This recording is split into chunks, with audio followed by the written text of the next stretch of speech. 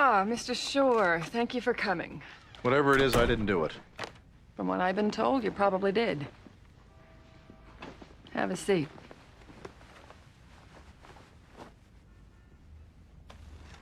There's a rumor going around.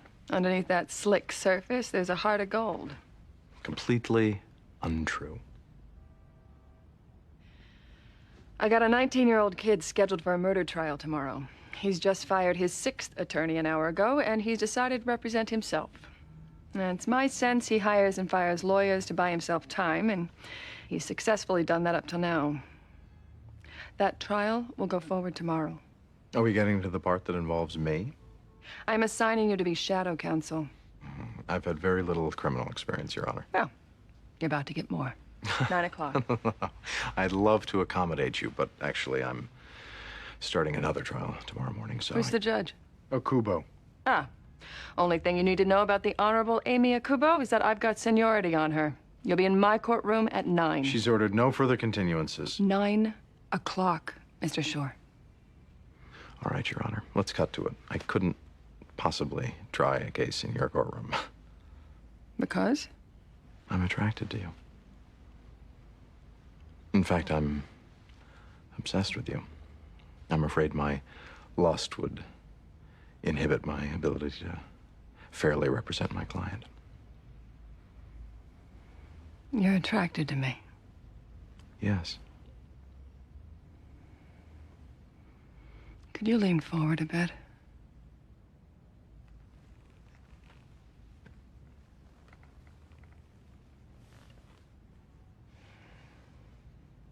You are a very sexy man. And a clever one. Capable of feigning an attraction for a judge just to get yourself off a case. 9 o'clock. I will be getting myself off, I assure you. 9 o'clock.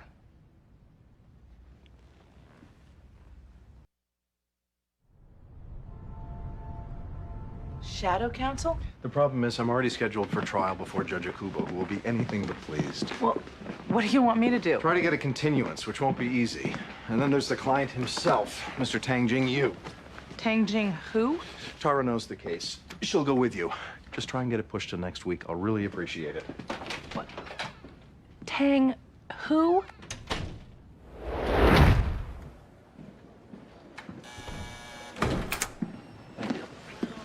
Hello, Marshall. I'm Alan Shore.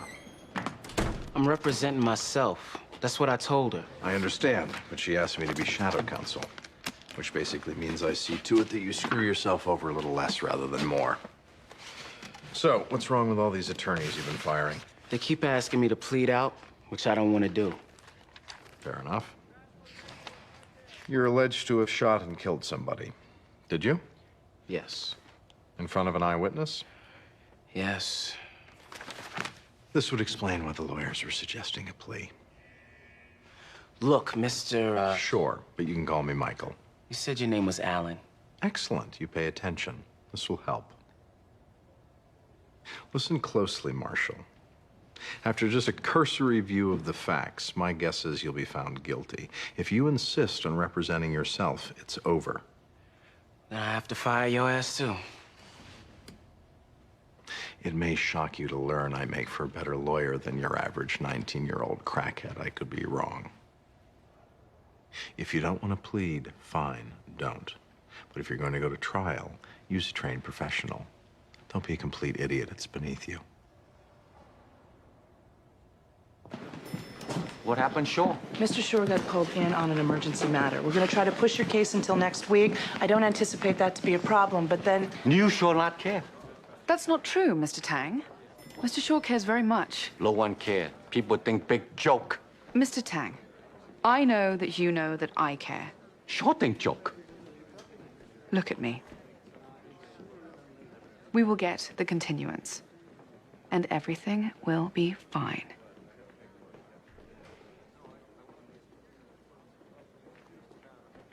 Are you kidding me? This case is marked no further continuances. Your Honor, we are ready. But Mr. Shore was suddenly called in on a homicide. I do not care where Mr. Shore is. I am angry about where Mr. Shore isn't.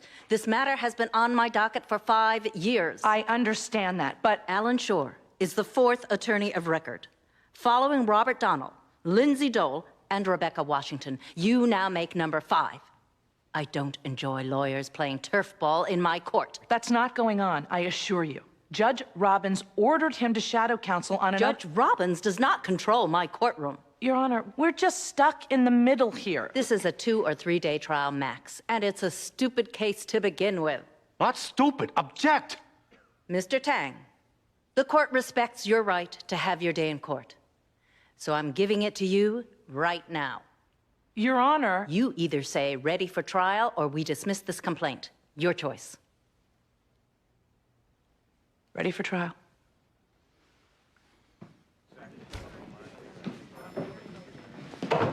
What happened now? There is no reason to panic. Case not no. I'm sorry? You, case not no. Up creek. Mr. Tang. Case not no. Male puppet. Excuse me? I think that he means malpractice. His English isn't very good. Wait, 5 years. Mr. Tang, I will be there every step. I promise. Excuse me 1 second, sir. Do you think you could possibly try this? Me? But I'm not even a member. Third-year law students with supervision can try. But that's criminal, not civil.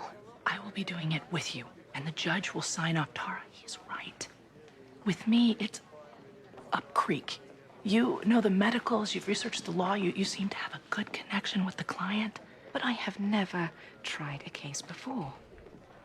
Ever. Everybody has a first time. Look, you are up to speed here, I am not. Just get us through the day, and then maybe Alan can take over. The evidence will show that once the drug deal went bad, the defendant drew a weapon, .38 caliber revolver, and fired 3 shots into the victim, killing him. You'll hear from an eyewitness who saw Marshall Bagnell commit this crime. You'll hear from an expert in ballistics who will tell you that the bullets retrieved from the victim's body match the gun found later in the defendant's possession.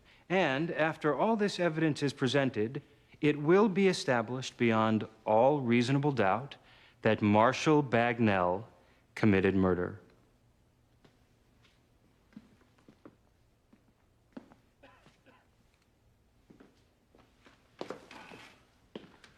Good morning, ladies and gentlemen. Your Honor, Mr. Shore? I was drafted for this trial, much like all of you were summoned for jury duty.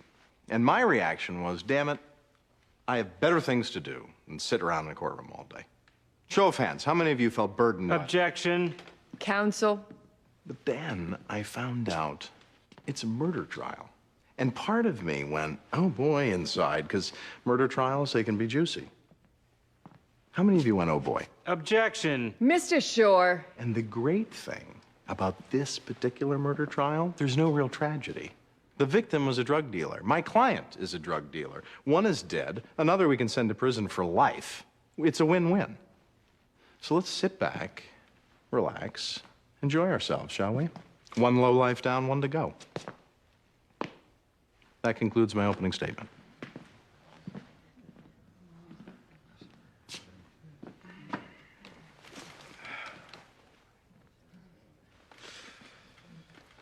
How am I doing so far?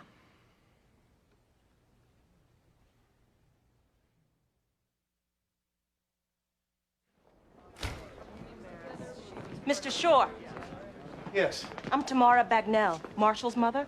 Ah, very nice to meet you.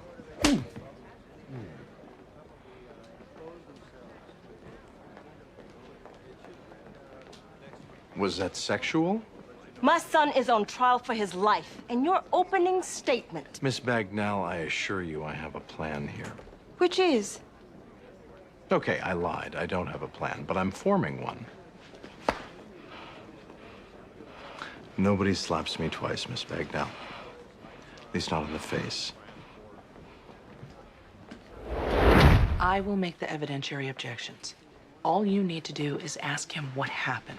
Don't lead, just basically say what happened next and let him tell his story. Okay. And don't move around a lot, Tara. Just plant your feet, stay still. Why? Because we want the jurors' eyes to be on him as he testifies. His story is basically our whole case. Your moving around could be distracting. Now, if he starts to get too hot, which is a very likely possibility, you may have to calm him down a little bit.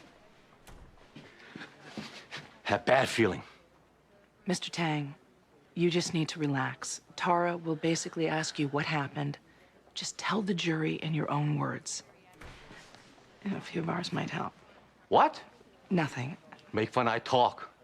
You do have an accent, Mr. Tang, so please try and speak slowly. If you need to ask a question twice, don't be afraid to. You can do this. I'm ready. They got into an argument over the price. The price of the cocaine. Yes. I mean, I really wasn't paying attention. I was watching television, and the next thing I know, he's got a gun. The defendant. Yes. He pulls out this gun, and he's screaming, and I think, okay, now it's a robbery, you know, that he's just gonna steal the stuff outright. What did you do here? I basically just started screaming, you know, that he's got a gun, and that's when Brian went for his gun. And that's when it happened. He shot him 3 times. He just killed Brian right there. Now, Andrea, and this is important. When did Brian get his gun in relation to when... I just said that Brian got his gun after that man pulled a gun out on him. And before Brian could even get his gun, he just started shooting. It's a miracle he didn't kill me, too. Then he just took the stuff and left. Thank you, Andrea.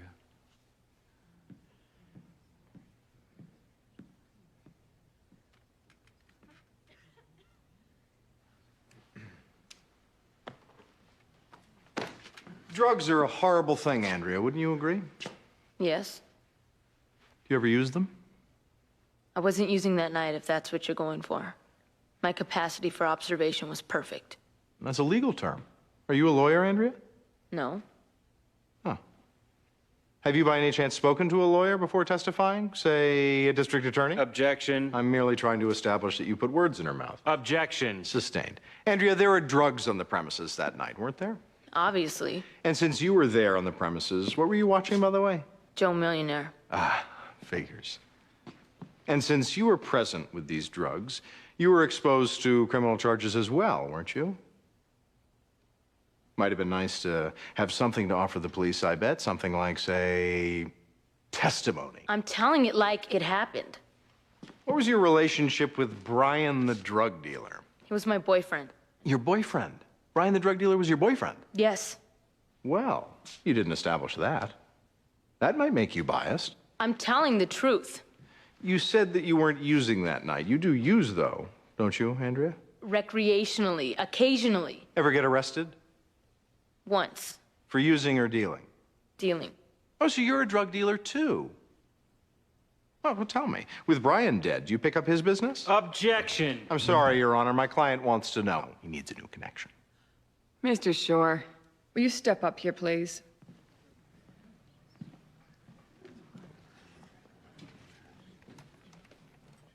Is this the way you defend your client? It is, Your Honor.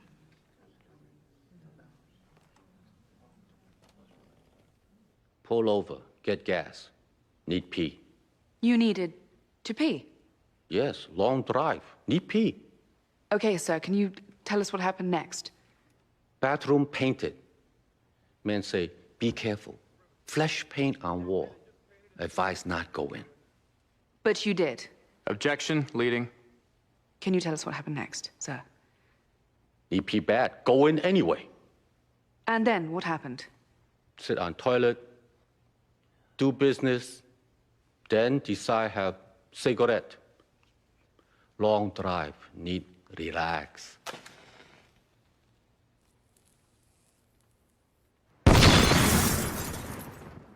Go lift off. Explode. What happened to you, sir?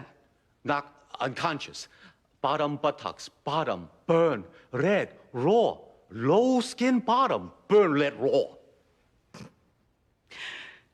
Were you taken to hospital? Yes, hospital. Bottom, burn, red, raw. You must have been... You must have been terrified, sir. Not funny. Blow off toilet bowl. Not funny.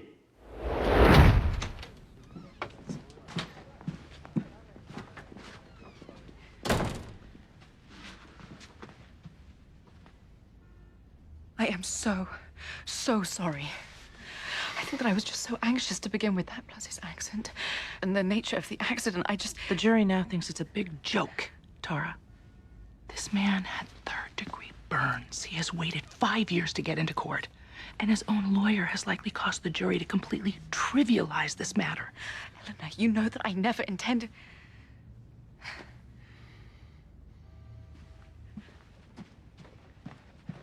Mr. Tang, I am so sorry. I deeply apologize.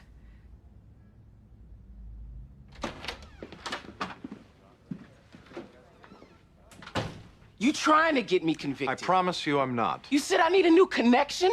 What's up with that? Calm down, Marshal. I was merely trying to demonstrate to the jury that I don't like you. You see, they don't like you. You shot somebody 3 times. They naturally consider you despicable. So by showing them I find you despicable, it makes me more relatable to them. It gives me some credibility. So when I say at the end of all this, find him not guilty, I might have a chance of convincing them.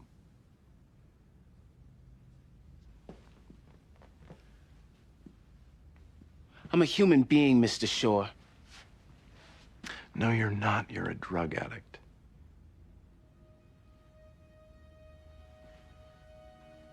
You'll testify next. Then I'll call character witnesses. You just need to do as I tell you, Marshal. Nothing more. And tell your mother to stop hitting me.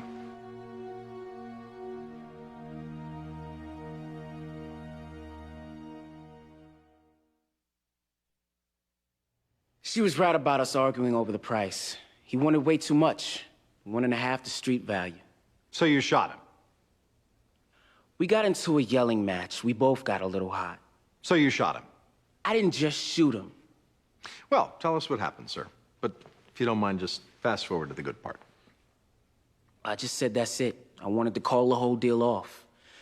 That's when he pulled back his jacket to show that he was packing. Packing. For those of us who don't carry a firearm, packing means he had a gun. Yeah. And at some point, did you show him that you were packing? Yes. I pulled out my gun to show him that, I wasn't intimidated. And I saw his eyes flash, and he pulled his gun, and it wasn't just to show me he had it now. He drew. So I pointed my gun at him and yelled, "Don't." But his gun is in his hand, about to point it at me, about to shoot me. So I figured, either I shoot or I'm dead. So I shot. I fired 3 times real quick, and he went down. He drew his gun? Yes. If I hadn't fired, I'd be dead. Did you know that Brian, the drug dealer, was suspected of murdering somebody before? Objection. The victim had never been charged in any homicide before, and counsel is... Rephrase. Did you know that Brian, the drug dealer, had never actually been charged with shooting a woman twice in the head, blowing it... Objection. The victim was briefly investigated in a drug-related killing, and that is all. He never became the actual suspect, and I object to this blatant distortion of the facts. Can't we all just get along? Mr. Shore. What, if anything, did you know about Brian the drug dealer? I have to ask it like that, but please, get in what I want you to get in. Objection! Mr. Shore? There was a rumor that he had capped a girl doing a drug buy. I know that. Thank you. That wasn't so hard, was it? How many times have you been arrested, Mr. Bagnell? 5 or 6. Actually, it's 7. You brought a concealed weapon to this drug transaction? Yes, because sometimes stuff goes down like it has now. I need to protect myself. Oh, you need to protect yourself. Objection. There's no call for sarcasm, Your Honor. Sustained. You didn't report this shooting, did you, sir? You fled the scene. I figured his girlfriend would report it. But if you were innocent, if it truly were self-defense, why run away? It was a drug deal. Yes, a drug deal where there was a dispute over price. Now, you had argued with the victim before over price, hadn't you, sir? He was a gouger. But this time, you'd had enough. You went carrying a gun, you shot him 3 In times. self-defense. Objection. Did he ever fire at you? No, but what am I And supposed... you didn't wait, did you, sir? I would have been dead. So many questions. May I ask a question? I forgot one.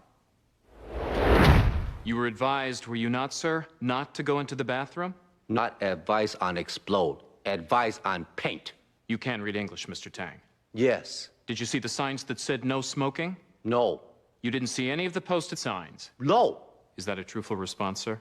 Yes, true. Why not object, Badger? I'm not trying to badger you, sir. Did it not occur to you, smoking a cigarette, lighting a match at a gas station, that this could be dangerous? People smoke in bathroom all time. They do. Yes.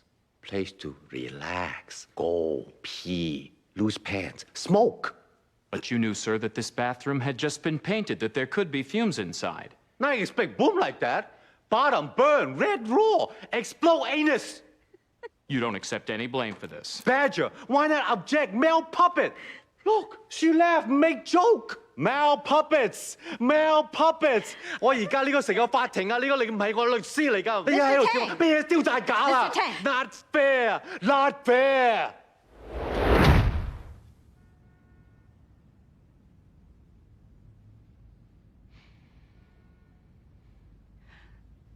Mr. Tang, Not care.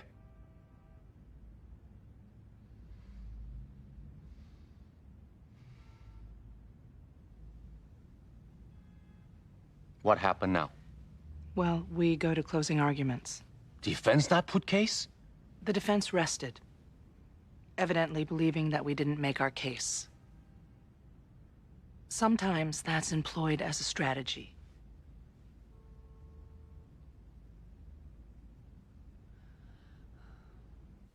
This must be very difficult for you, ma'am.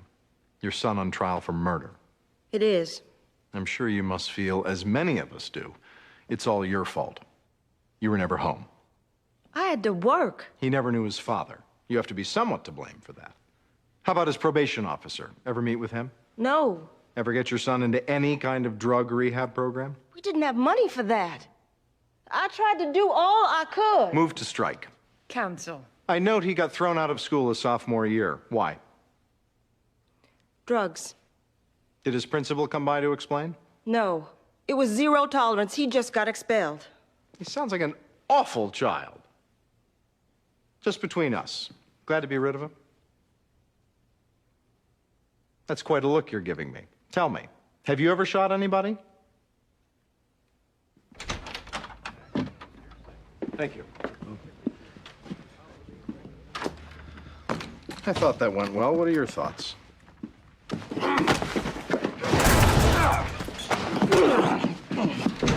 I need help! Get off me! Take it easy! Get off me! Easy! Don't get off. Marshal, I won't stay in the room with you if you're gonna beat me up. Can we have a conversation without you beating me up? Yes! I need you to promise.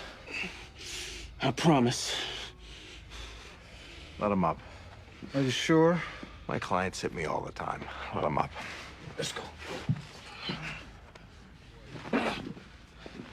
Thank you. Please go. It's all right. Marshal, at the very beginning of this, I asked you to trust me. Did I not? No! I didn't? I meant to. I'm sorry. You're supposed to be my lawyer. You're supposed to do everything you can. You're supposed to care.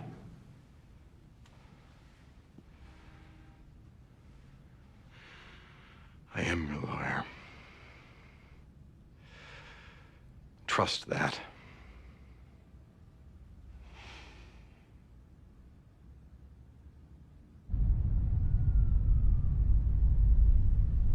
In open court? it's not funny, Jamie. Look, these things, sometimes they happen. It happened twice. Jamie, could you excuse us, please?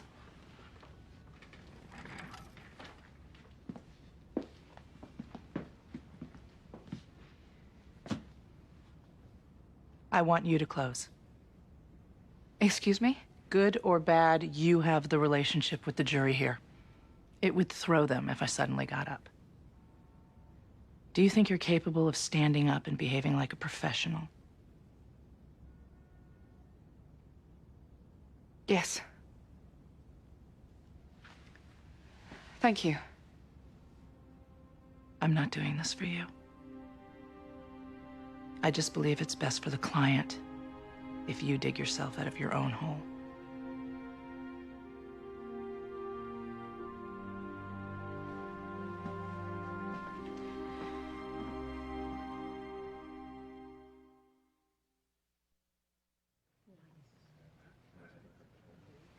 Don't want her close. Mel Puppet.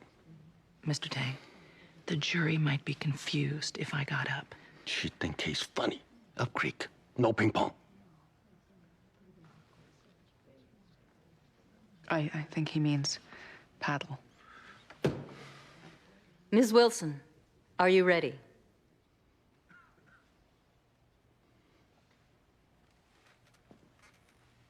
Mel Puppet. When I began law school, I was convinced that American juries would be negatively predisposed against my British accent. So I learned to speak American. The thinking being that the better the jurors related to me, the better my chances of persuasion. And let's face it, Americans are pretty arrogant about the English language. They expect the rest of the world not only to learn it, but to speak it the way they do. Tanjing Yu doesn't speak English very well. He even sounds a little funny.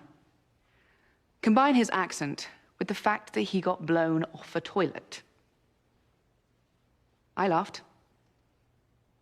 Maybe some of you did as well.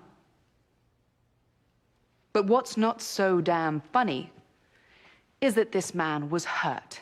He suffered third-degree burns. He's scarred for life.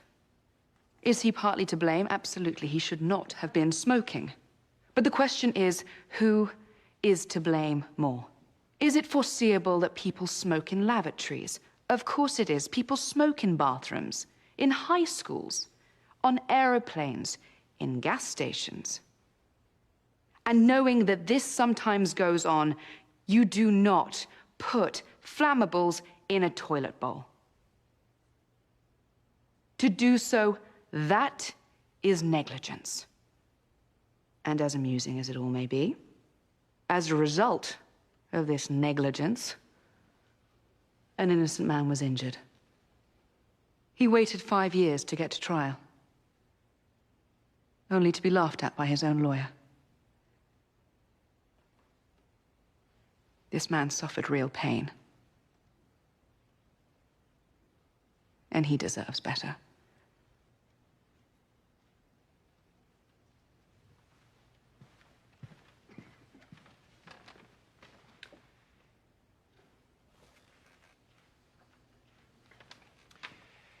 He knew the room had just been painted. He was told not to go in.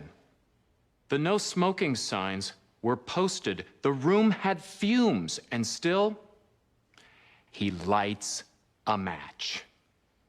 He caused this. He blew up my client's bathroom, and he's suing. Come on. That may not technically be a legal argument, but let me say it again. This was his negligence, not ours. And you know that.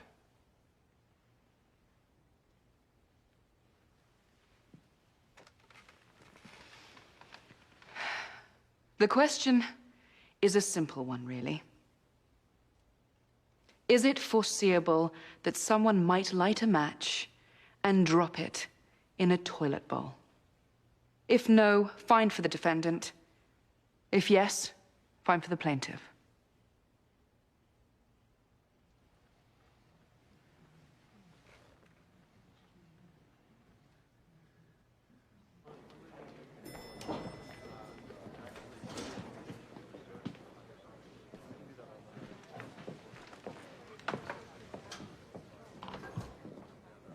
I don't know whether you saved yourself. But that was a good closing, Tara. It was simple and persuasive. You did a very good job. Thank you.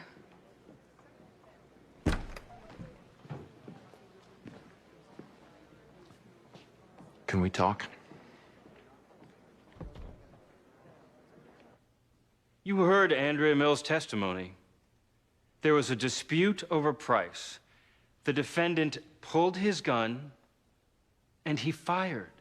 You can't claim self-defense, ladies and gentlemen, if you cause somebody to reach for a gun only so you can then blast him.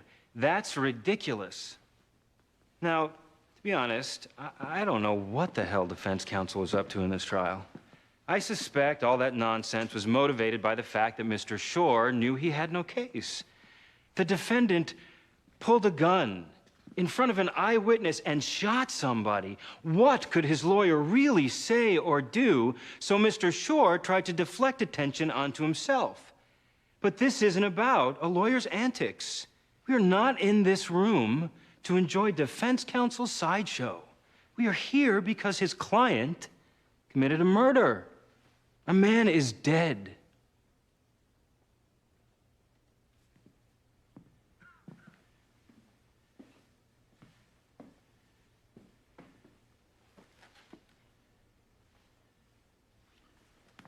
At the beginning, you heard me mention that I was assigned this case. We have this pro bono program because somebody has to be here for the guy. See, that's where our judicial system actually exceeds real life. In here, somebody's got to be there for the guy. In life, Marshall Bagnell never met his father. His mother worked full-time, leaving him home alone all day. He got involved early in drugs. There was nobody there to get him in treatment. His parents, his teachers, school principals, probation officers, people vested with a responsibility of caring for him a little, they didn't. And he became a drug addict. Now, I'm not going to stand here and ask you to care for him, God forbid. But what I will ask is for you to recognize that life hasn't been very fair to Marshall Bagnell. The irony is, by pulling that trigger 3 times, he gets thrown into a system that's required to treat him fairly. He gets a right to a fair trial. And if you afford him that right, he must necessarily be found not guilty. The supposed eyewitness admitted she was watching television, her own words. She wasn't looking at the men at the time my client drew his weapon. She told you that. She did not see. Now, what she did see supports precisely what Marshall told you. The victim was going for his gun. At that point, my client could only shoot or be shot. That's self-defense. That's classic self-defense. And think about it. If Marshall Bagnell wasn't acting in self-defense, why did he not shoot Andrea Mills? Why did he leave behind this eyewitness? Perhaps because she wasn't about to shoot him. Of course, you could choose to ignore all this simply because you don't care, not only about Marshall Bagnell, but also about the law you swore to uphold. Swore to because what we do pretend to care about is the integrity of this system. We do believe in that cherished notion of the fair trial. We're fiercely loyal to the ideal that a prosecution must satisfy its burden of proof. They haven't done that here. As dearly as we'd all love to send Mr. Bagnell to prison, we cannot know for a fact that the victim, a drug dealer, rumored to have killed somebody before, didn't draw his gun to shoot first. We cannot know beyond all reasonable doubt that Marshall Bagnell didn't fear for his life. And if he did reasonably fear for his life, if you believe it's possible that he feared for his life, you must find him not guilty. Unless, of course, you don't care.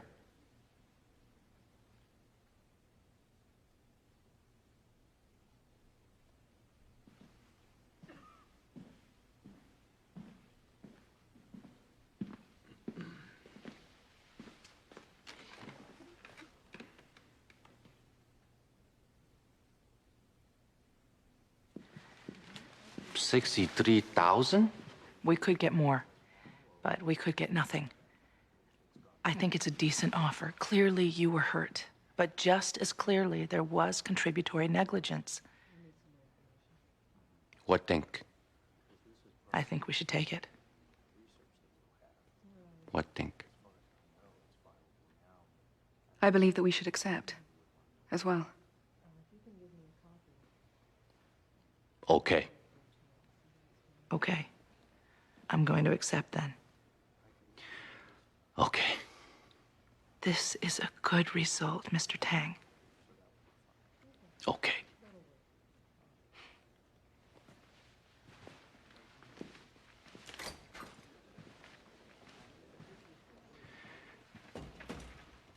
Thank you for closing. Good closing.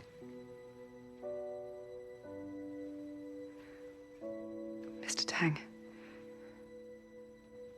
I owe you a sincere apology. Give already. Thank you. Appreciate closing.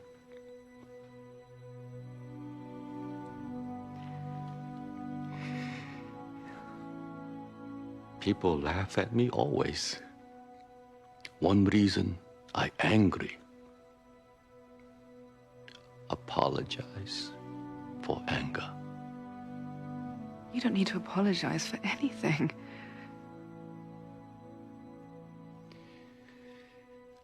Not well, puppet.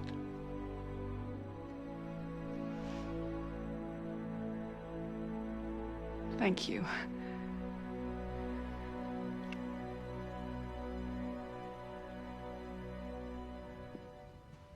How long do they usually take? There's really no telling.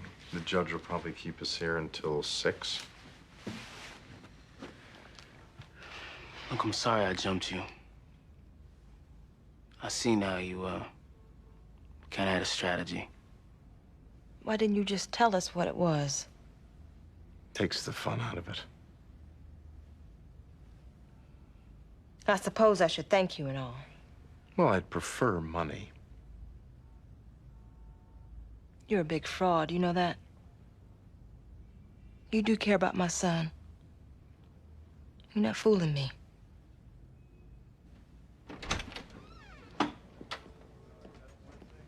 Jury's back.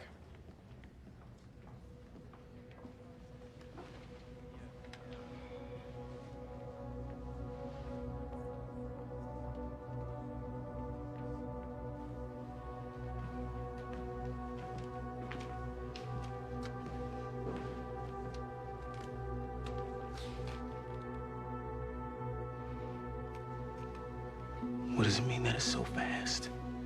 It's usually a good sign when you win, not a bad one when you lose. Now, in a second, Marshall. Hang in there.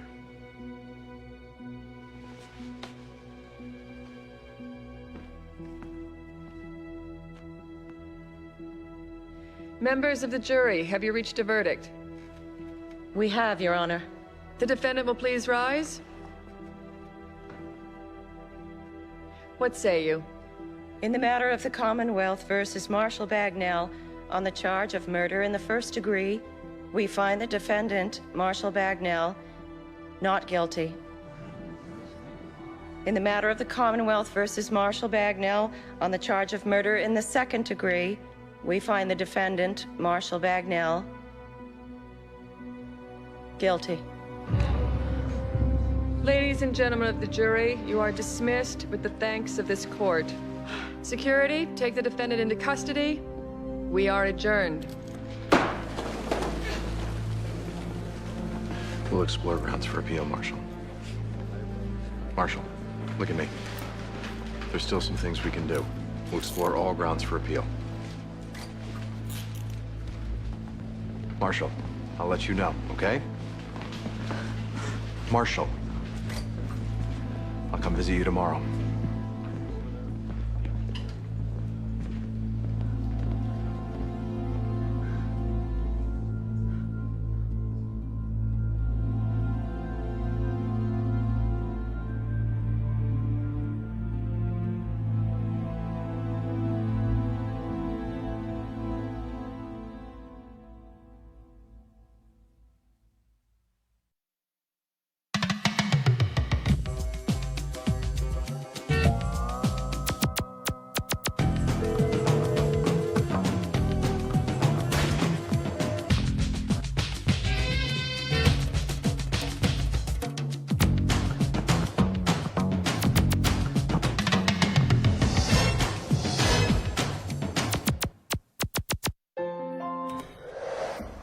You stinker!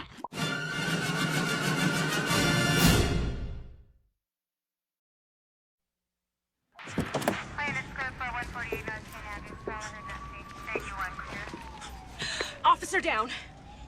Officer down! Officer down! Get on the ground! Come on, get down! Get down! Oh, God! I didn't do anything! Get off of me! Who is he? What's his name? What's his name? I didn't do anything! Corner of Columbus and Temple! I said, who is he? Get the hell off Where's me! your buddy? I didn't do anything, man! I swear to God, I didn't do anything! Shut up! Stop! I said stop!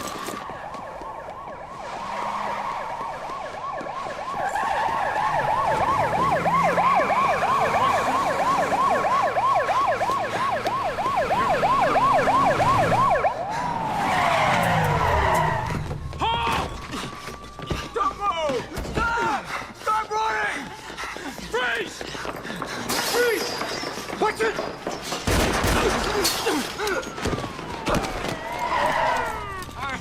Call it in. It's 32. Suspect's down. We got one in custody. We're in the alley off 93rd Street. Where's the gun? I don't even have a gun. Where's the gun? I ain't got a gun. Where's the gun? I ain't got a gun.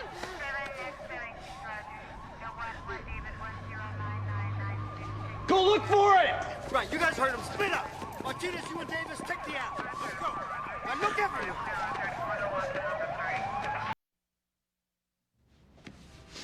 How late are you going to stay? I can't study at home.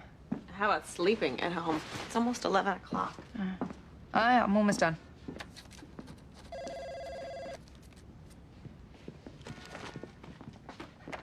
Hello. Hello, yes, I need to speak with Jimmy Beluti. Mr. Beluti isn't here at the moment. Our office hours. You have to find him. This is an emergency. Page him. Who are you, sir? My name is Joe Moran. He knows me. The police are torturing a friend of mine, and I need to get a lawyer down here right now. Hold on. No, I can't hold on. They got him in a room, and he's been shot. Who's been shot? My friend. The police think that he shot a cop. Now, they got him in a room. We're at Brookford's hospital. They threw the doctors out, and now he's screaming. All right, wait. No. Find Jimmy Beluti. I'm going to put you on with Jamie Stringer. She is a fine lawyer, and she's very anxious to speak with you. I want Jimmy. Hold on, sir.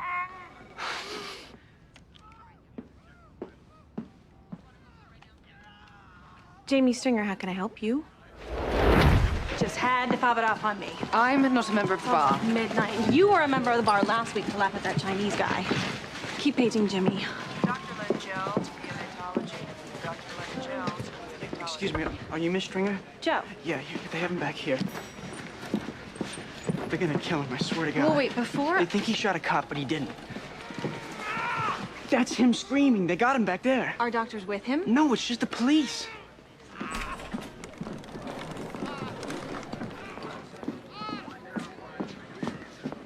You can't go in there. Yes, I can. I'm his lawyer. I don't care who you are. You can make it easier for yourself. You don't. This man is now represented by counsel. You need to leave. Get her No, out. no, I'm Let's not- go. no, Get I'm her not- out of here, Joe. Get her out now. Get your hands Move. off of me! Get your hands off me!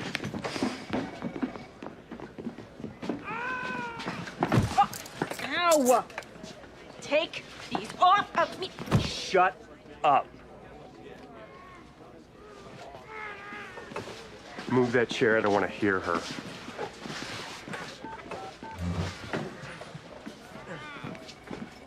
Eugene, we have a situation.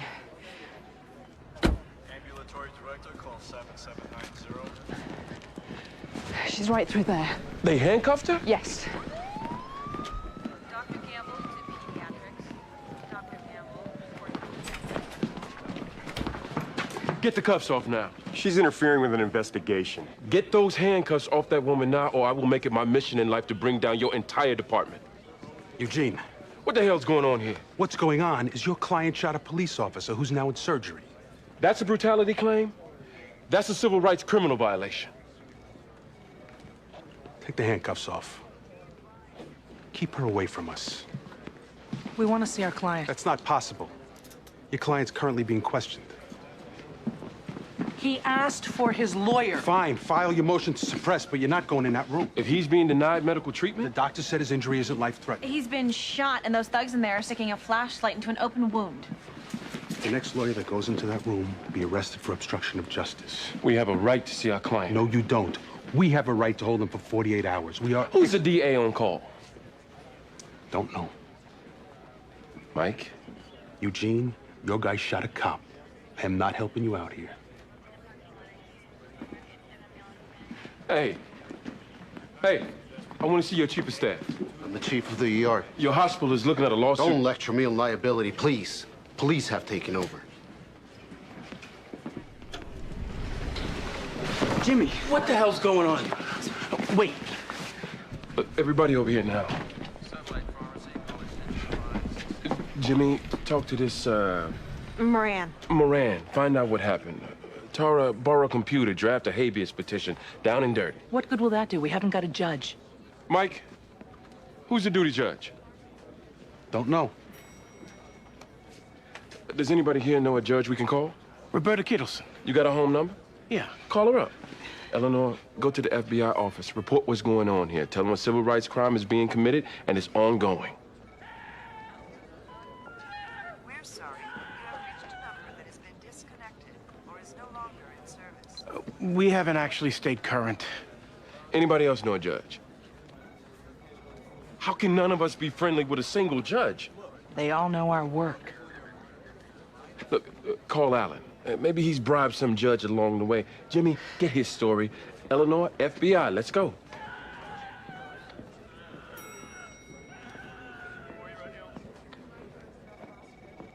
That bolus IV push. Forceps? Another retractor? No. Get another PT, PTT, and add an H&H as well. On the way. Pulse ox 98. One unit. What do we know? What's blood loss? I can't tell. Suction. Forceps. Seems like it's taken a long time just to get a bullet. Suction. Suction. Ligator. Cauterizes bleeder right here. Right there. You need something? Pressure's crashing. Power is numbers. Just checking to see What the charges are gonna be? Mike. Doctor, pressure's dropping. He's bleeding out. More suction. Give me the sternal saw. We gotta crack his chest. He's in cardiac camp. No cardiac. Put more tension on that retractor. I need to get in and massage the heart. Let's push another 5 milligrams. 5 milligrams pushed. Dressing tray. Here we go. All right, hold. Yeah. Get a clip. Continuing massage. Irrigation. Hold massage. Let me check a rhythm. All right. Still nothing. No spontaneous respiration. Nothing? No. Occasional PEA. One more time. Anything? No. Asystole. Atropine intracardial? No. No.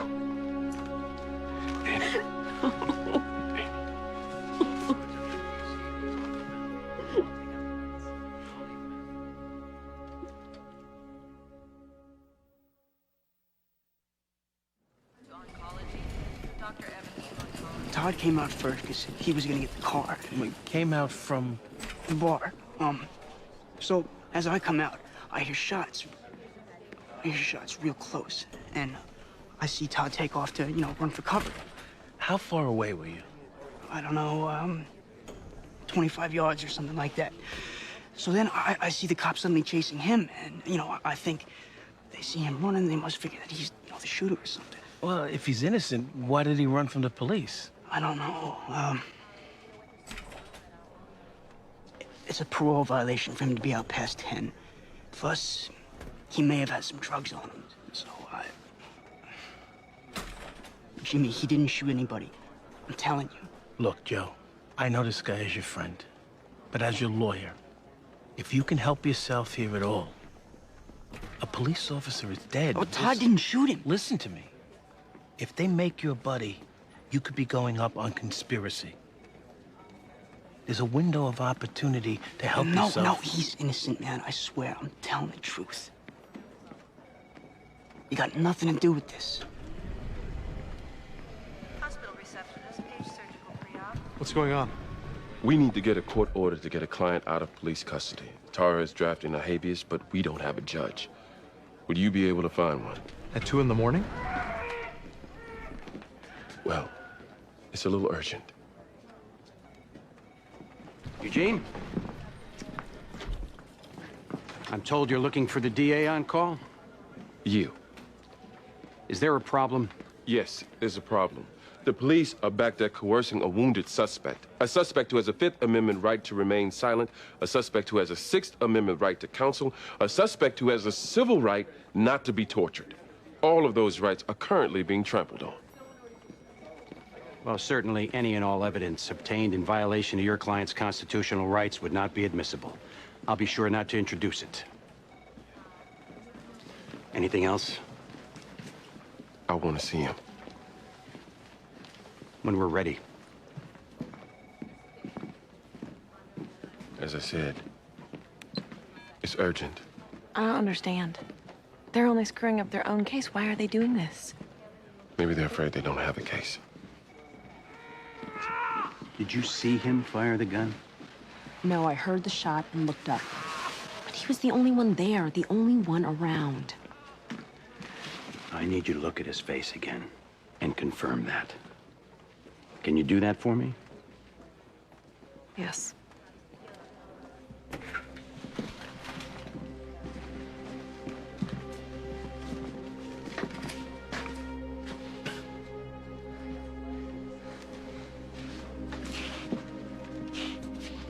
That's him. You're sure? That's him.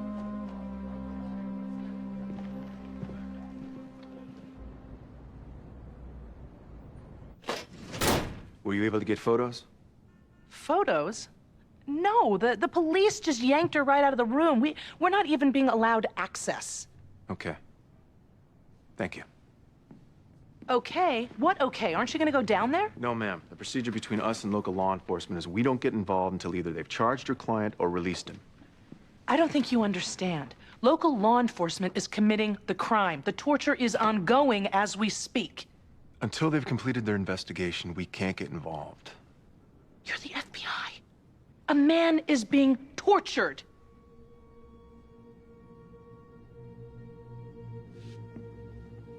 I can be your friend, Mr. Beck.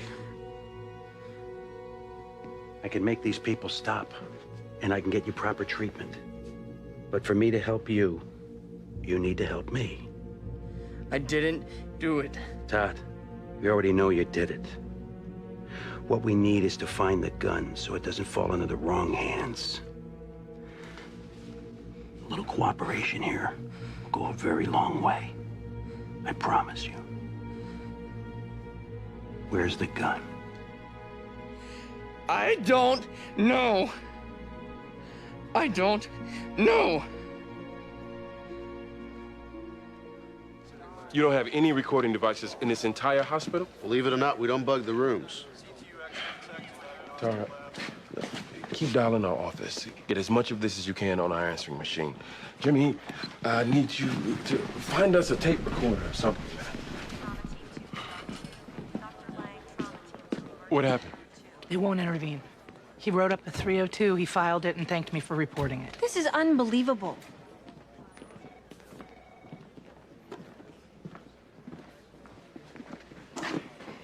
Here's the deal. You give us a statement from Moran that he saw Beck shoot the officer. We'll then let you see Mr. Beck. Moran didn't see Beck shoot anybody because Beck didn't shoot anybody. Eugene, I'm trying to play nice here. Let me tell you something. No, let me share. I knew that officer, personally. I know his widow. I know his 2 children. Now, what have you got to say?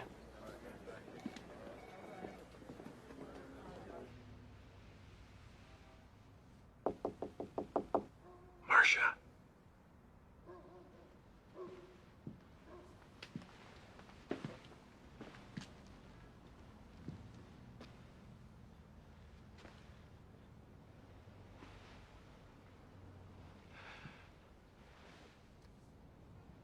Marcia, I need to speak with you. Good heavens, you've woken up whoever he is. What are you doing here? You don't pick up your phone or answer your bell. Luckily, I remembered where you hide your key. Alan? I have an emergency. What the hell's going on? I'm very sorry, sir. Judge Pollock? Hello, sir. I didn't recognize you without your robe. Alan Shore. I appeared before you in an antitrust matter once. You were terrific, by the way. Alan, what in God's name? I'm not here for sex, you'll be relieved to know. I'm sure you're relieved. We have a client. The police are currently trying to beat a confession out of him. The man is wounded, in need of medical attention. It's extremely exigent. I have a habeas petition. I just need a signature from either of you, actually. Are you out of your mind? Marcia, he's 20 years old, bleeding, and the police won't let the doctor remove the bullet. Please. She said no. As soon as I mentioned his alleged crime. I don't know how much more he'll be able to take, but they are going to keep him in there till he confesses. He's going to break. Does he even know anybody's out here trying to help him? I said I was counsel before I was hauled out, but I don't know if it registered. Were you able to talk to him? No. Dr. Cohen, there's a station on 2 West. Dr. Cohen, there's a station on 2 West. Mr. Beck is going into surgery to have his shoulder repaired. You people can speak to him when he comes out, if you'd like. What did you do to him? I'm surprised at that question, Eleanor. Where is Joe Moran? He's right there.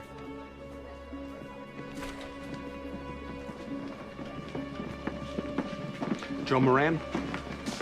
Yes? You're under arrest for the murder of Officer Peter White. What the hell's going on? Mr. Beck gave us a statement that Mr. Moran here is the shooter. Oh, what are you talking about? That's crazy. Be quiet, Joe. Jimmy, I didn't shoot anybody. Do not say a word. I'll see you in custody. You have the right to remain silent. Anything you say can and will be used against you in the court of law. You have the right to an attorney. You cannot afford an attorney. One will be appointed. You understand these rights as I told you? Can't we just suppress the statement? Obviously it was coerced. The guy was tortured. But he's not the one being charged. We can't assert Beck's constitutional rights to suppress evidence against Moran. Tara, when will Beck come out of recovery? They said 7 a.m. Good. Eleanor, Jamie, you need to be there. The police know they got reliability problems on the statement, and they'll probably try to get another one under less coercive circumstances. Look, regardless of whose constitutional rights have been violated, can a statement be quashed if it's given involuntarily? Good question. Research that.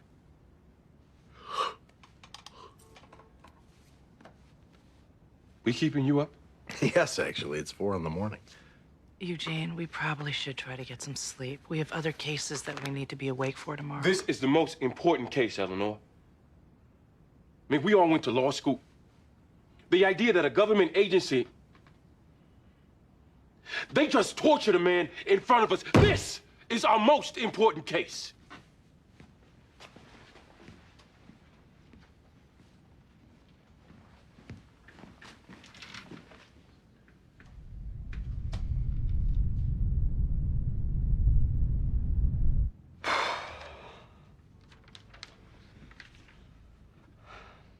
Why are they making us just sit here like this? Probably to play with your head a little. Which seems to be working from the looks of you. My God, man, I still can't believe this is happening. Look, it's a good sign that they haven't hauled you off to arraignment yet. It could mean they know their case wobbles. Well, what do they want to talk about? I don't know. But whatever goes down here, you say nothing. You hear me, Joe? I will do all the talking. You don't open your mouth. If you need to breathe, do it through your nose.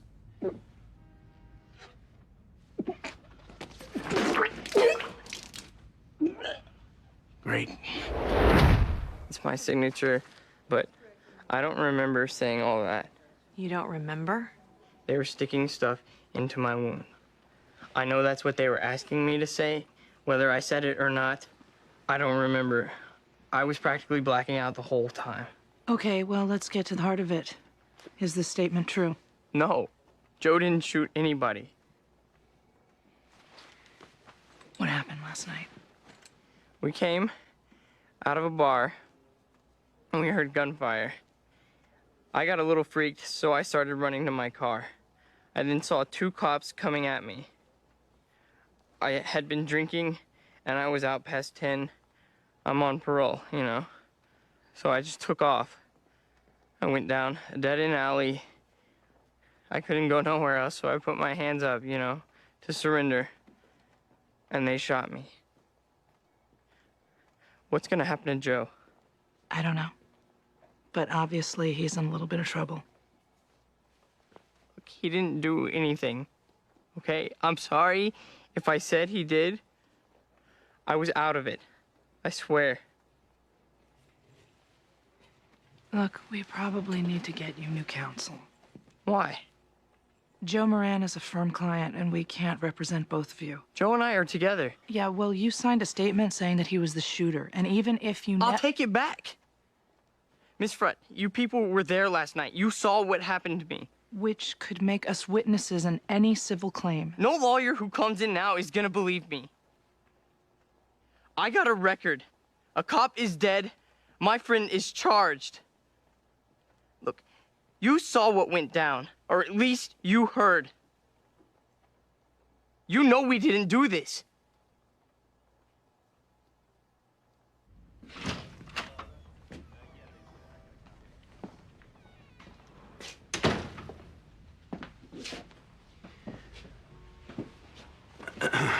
Okay, then. This is my favorite kind of meeting. The one where I, and only I, talk. Your job here, Mr. Moran, is to listen closely. Pretend as if the rest of your life might turn on what I say. You already know your job, counsel. A police officer is dead. Somebody must, of course, go to prison. At the moment, it appears as if that person will be you. If, however, you are to sign a statement saying Mr. Beck is the shooter, if you agree to provide testimony against Mr. Beck, of course truthful, then we would give you use in transactional immunity. Your counsel can explain that. In layman's terms, you go free. Anything short of a statement and testimony, we prosecute you for murder.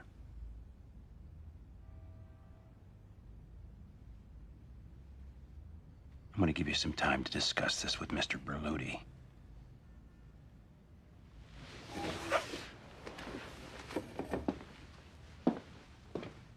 There will be an arraignment at 1 o'clock. It'll either be Mr. Beck's or yours.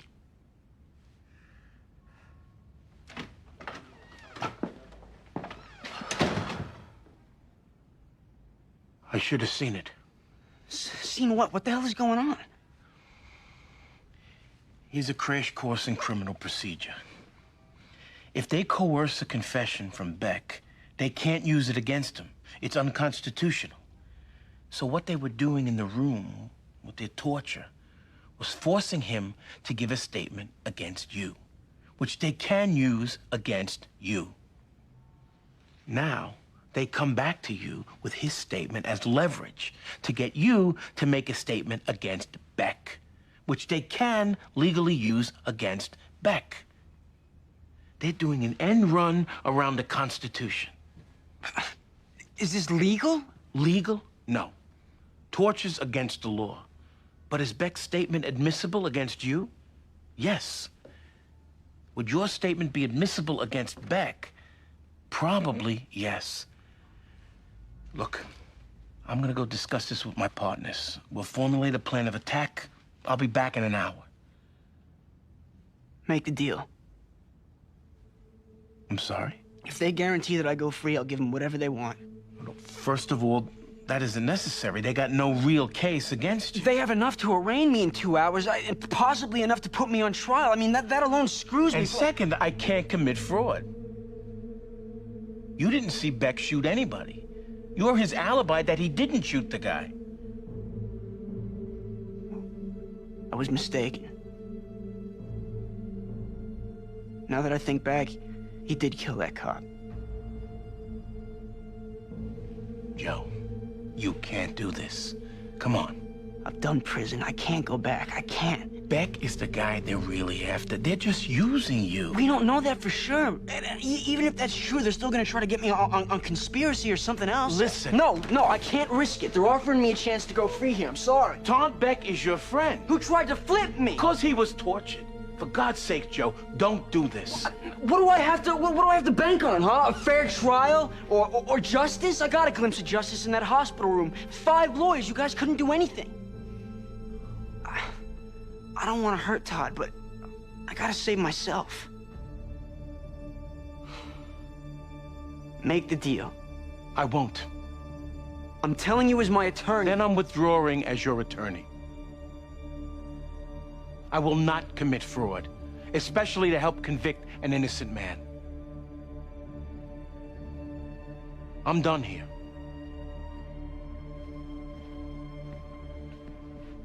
Jimmy. I expect our privileged conversations to stay privileged.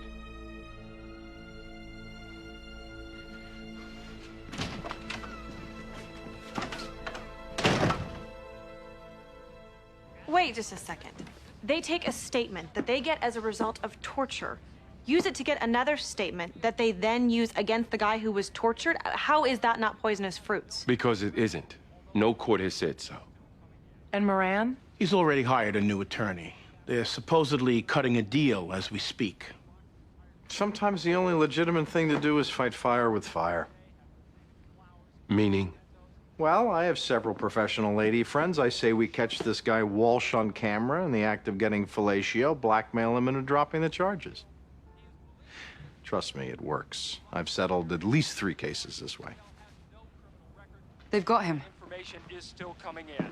Mr. Beck was arrested in the hospital and was in fact released to police by hospital officials. He'll be arraigned shortly at Suffolk Superior Court. Beck was apprehended. Well, gee, that's good to know. I guess I better get down there. Hold on. I'm representing Beck. Police tell us at that time Beck resisted arrest. He himself was shot, although not seriously.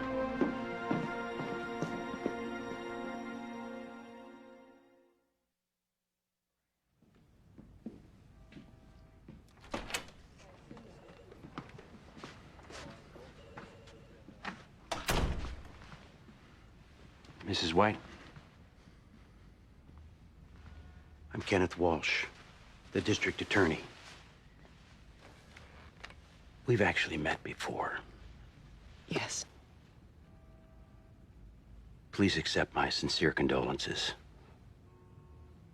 Your husband was an exceptional man, an outstanding police officer. Why was he killed? Nobody is telling me what happened. We don't exactly know why yet. Look, we've got the guy. We're about to arraign him, but you don't need to be here for this. Go be with your family. Let me take care of things on this end. I want to see him. I want to see the face of the man who killed I him. really don't recommend that today. Look, he's not getting out. There'll be plenty of time later at his trial. Let me handle things. Okay?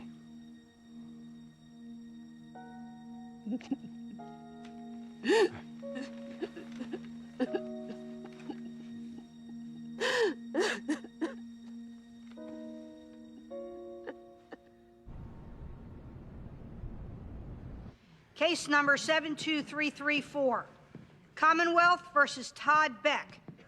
Charge of murder in the 1st degree. Eugene Young for the defendant, Your Honor. Waive reading, file a motion to dismiss the charges. And we ask, Your Honor, given the illegal and outrageous conduct of the police and district attorney, we ask that this motion be heard now.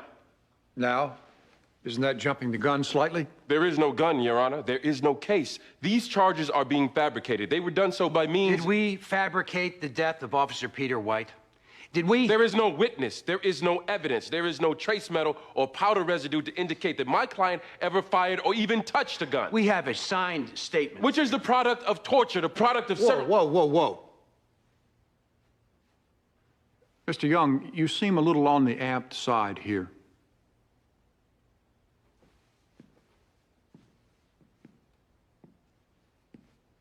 Todd Beck was shot by the police. He was then put in a room, denied counsel, denied medical treatment, while police officers stuck a flashlight and other foreign objects into the wound. They did so for 3 hours until they coerced him into giving a statement against Joe Moran. They then used the statement to leverage Mr. Moran against Todd Beck. Mr. Moran was, in fact, arrested for this murder at 3 o'clock this morning. And represented by you, by the way. Not anymore. We now represent Mr. Beck. There's a conflict of interest. Which pales in the face of torture. All right. Mr. Walsh, did you coerce a statement from Mr. Beck? I wasn't in the room, Your Honor, when the statement was given. You heard the screaming. He'd been shot. Mr. Walsh, if you get cute with me, you will not like my finding. What happened?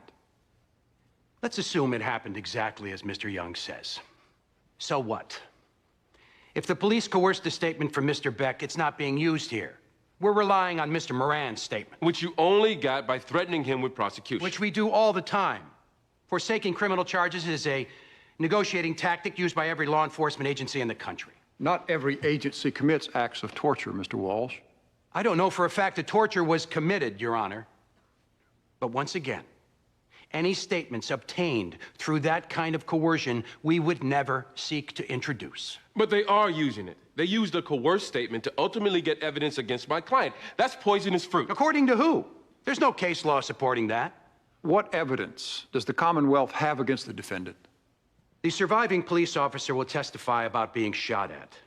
She'll testify that she saw Mr. Beck flee the scene. He ran from the police. Mr. Moran will testify that his friend was the shooter. Call me crazy, but that's a case. Mr. Moran's statement is a lie. That's for a jury to decide, not you. Your Honor, I realize we live in different times. The Supreme Court has eroded the exclusionary rule. We have laws called the Patriot Act. We detain suspects for months, even years, without even giving them a hearing. We declare persons of interest. You're getting off track. I'm on the track.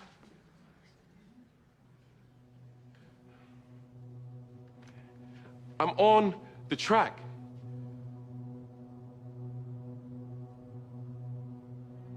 With each passing day, we're becoming more and more a police state. We no longer hold dear civil rights. We no longer lay claim to expectations of privacy. In our new world, we even embrace this loss of freedom so long as it makes us feel safe.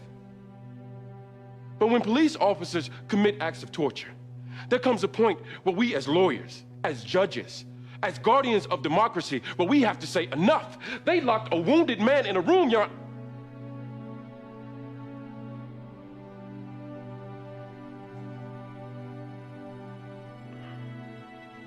Honor, enough.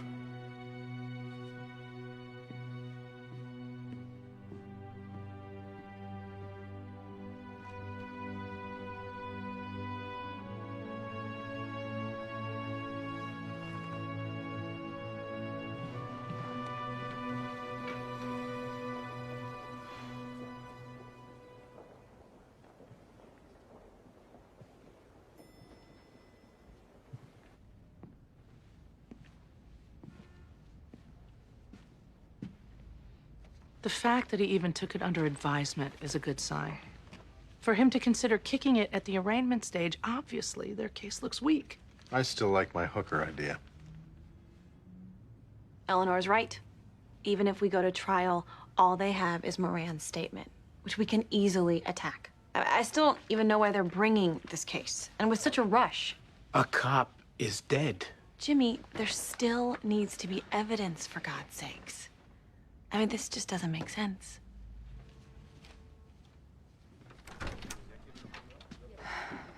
The judge is back.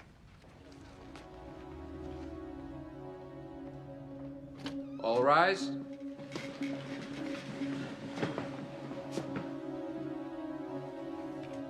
Be seated.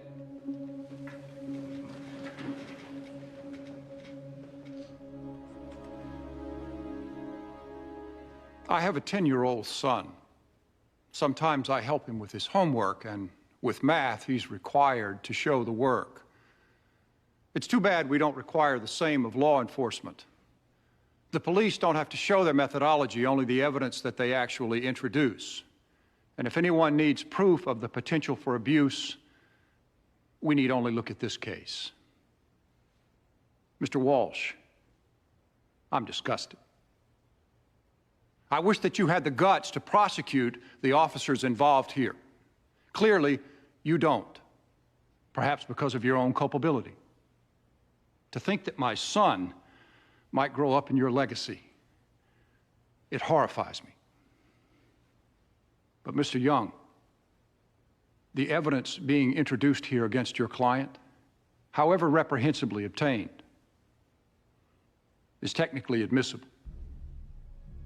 Mr. Moran was not tortured. His statement, though made under the threat of criminal prosecution, was voluntary. It stands.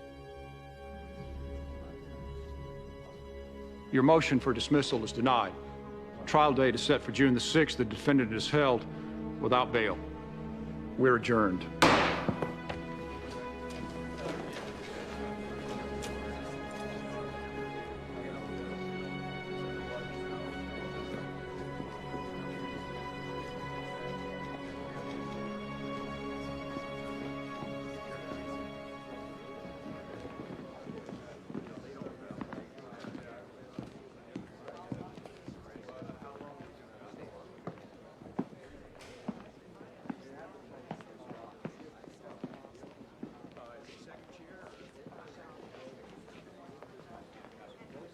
Hard fought, Eugene.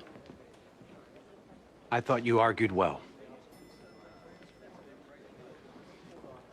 For the record, I consider your guy guilty.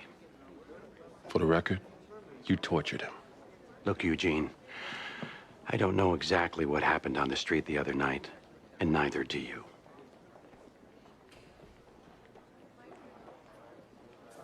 Six months.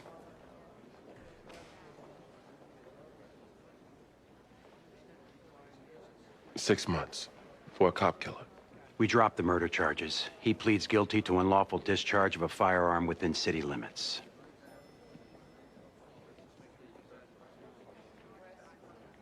I need a response now. My response is you'd never offer this if you really thought he was guilty. You can't find the gun, you have no evidence, you know you'll lose if you want to run the risk of a trial, Eugene? Fine. But I'd certainly get your client's input before exposing him to a life sentence with no parole. You got a bad shoot, and then you torture an innocent kid to cover We your ass. maintain the shoot was justified. I'm offering an out, Eugene. For who? I've offered your client 6 months for a Class B misdemeanor. If you feel the need to reject that, then please do. But again, you might want to run it by the client.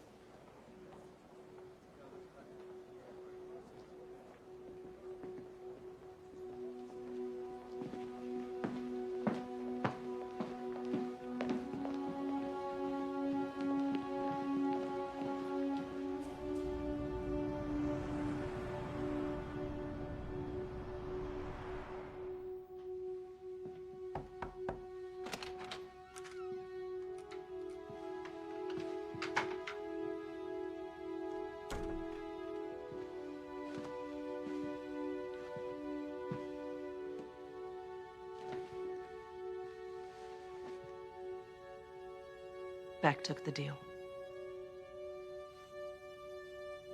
He had to, Eugene. He couldn't risk a murder trial. And as weak as their case was, he had to.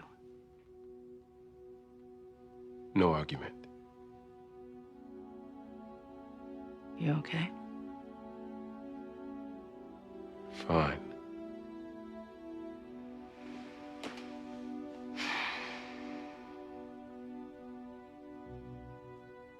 Of everything that happened in the last 24 hours, the most frightening to me is the look of futility in your eyes. Eugene. People like you, they can't give up. Most people don't want to live in a police state. Most people still believe that civil liberties and human rights are more important than just rounding up bad guys. And with the erosion of our basic human rights and everything else that is going on in this country, what most people need right now, desperately need, is for men like you not to give up.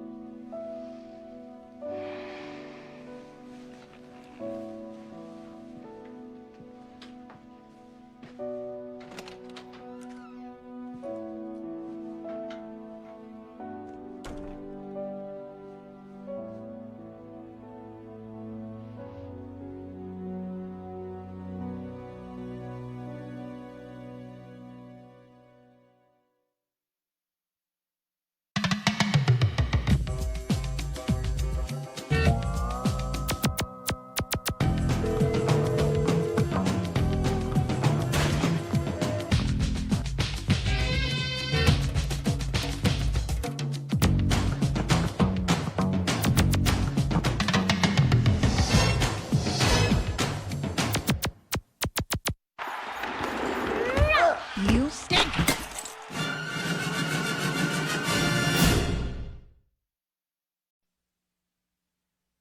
Previously on The Practice. Hi. Hi. It's just too phallic. Do you mind? You know, I've heard of this faux flirtatiousness being used to cover the real thing. Are you attracted to me? You know what I love about your talk, Alan? Is it makes me feel safe. Does it now? Because men who talk never do anything. I never make the first move. I always make the first move. But I'm not going to here.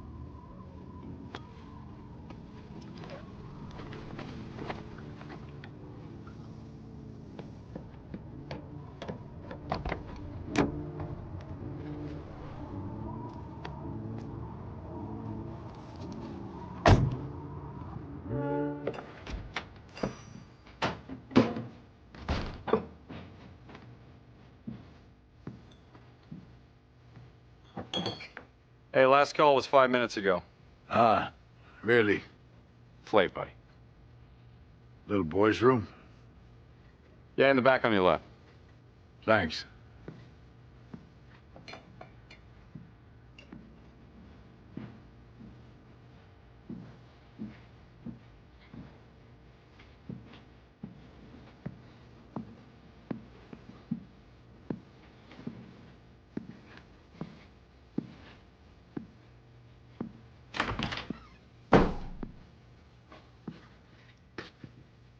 Charlie Hayden? Yeah? Who the hell are you?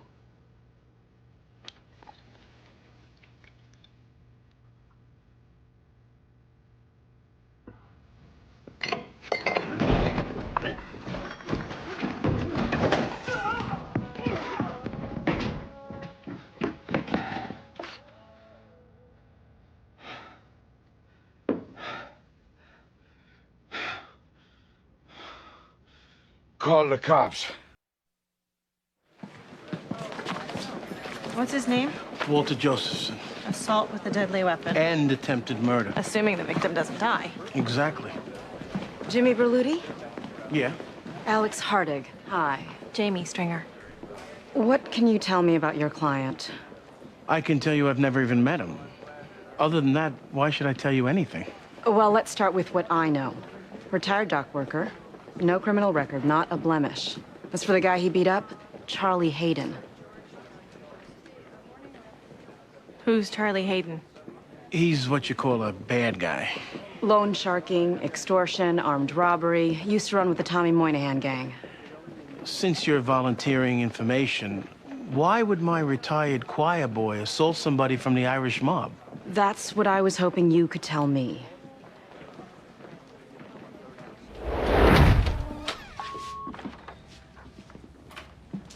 May I help you? Yes, I'm looking for Alan. Dwight. Alan. This is where you work? It is. I know it's small and depressing, but at least it's dark and damp. Don't tell anyone. Is there some place we could speak in private? Of course. Borrow your office, Eleanor? Normally it'd be in my office, but there aren't enough to go around, so we're taking turns.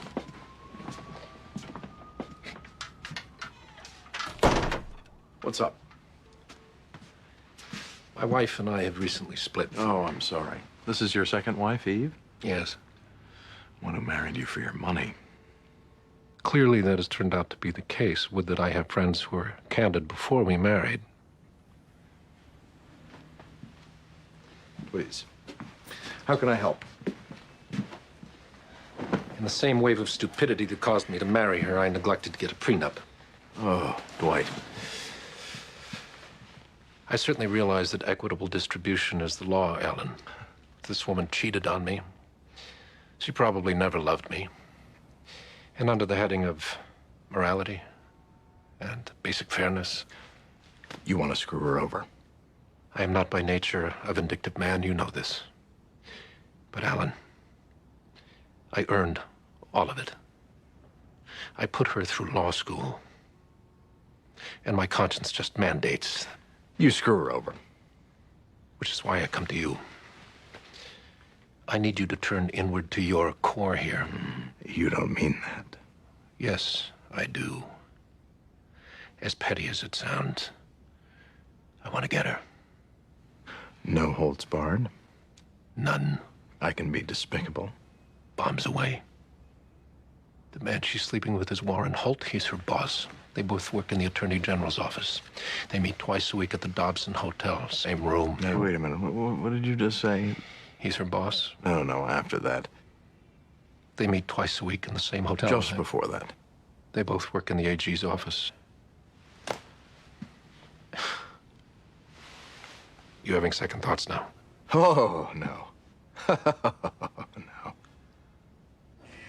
It was just a fight, nothing more. Just a fight? I went into the bar to go to the men's room, and I got in a fight with him. Charlie Hayden. Is that his name? What was the fight about? Be honest with you, I don't know. I guess he got upset because I walked into his office or something. Mr. Josephson. Call me Walter. Walter, do you know Mr. Hayden? No. You walked into his office, and what? He just attacked you? Yeah. Walter, anything you say to us stays right here. Your best opportunity for a good defense. This man is on life support. He figures to die. You're in trouble, Walter. Look, I did it. I didn't mean to, but I'm willing to serve time. You're willing to do time? For possible murder, that's life.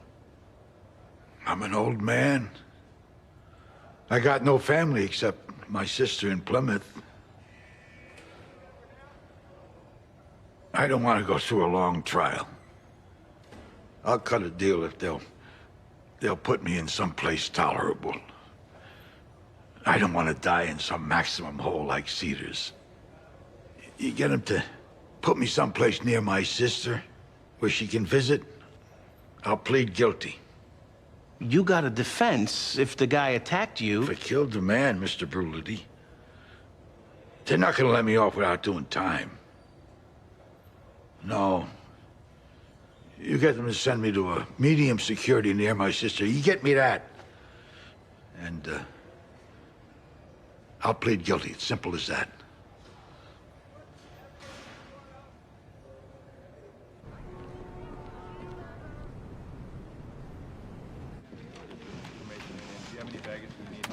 It's just 1423 has a very specific sentimental value for us. We honeymooned in that room.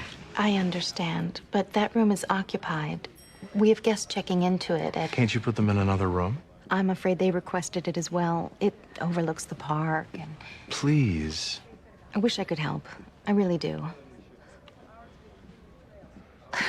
It's okay, honey. We can get another room. It's not the same. I mean, how could the travel agent make such a monumental mistake? We're not even booked to the hotel at all. We came all the way from Detroit. I'm sorry. I'll tell you what. Is it Connie? Yes. How about, could we have the room for an hour? If you know what I mean. It's our anniversary, please. Well, can you promise to be out by 2 o'clock? I give you my word. I won't even take my little blue pill.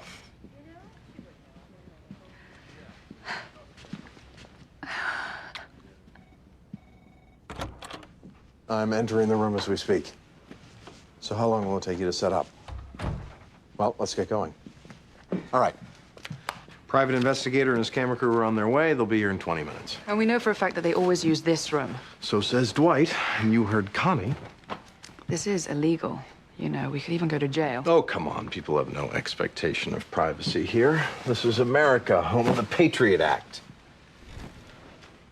So, Tara, here we are in a hotel room with 20 minutes to kill. Gee, Alan. That could almost be construed as a move.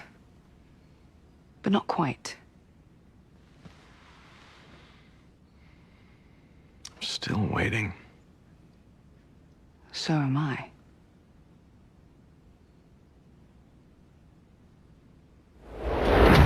No deal. My guy's willing to plead.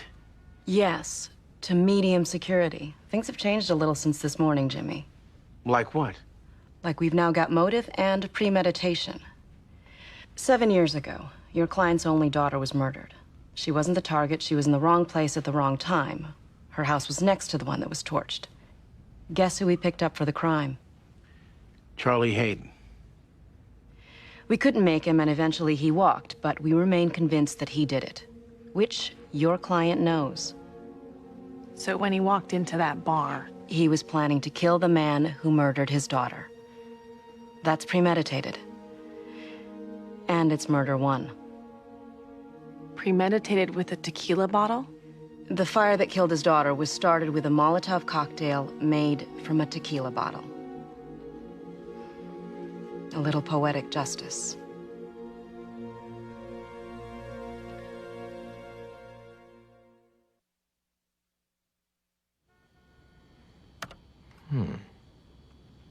They must be really in love, don't you think?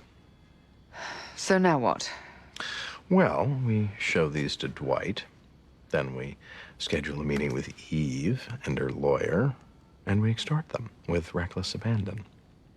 This seems slightly despicable. He hired me to be despicable, I promise. Oh.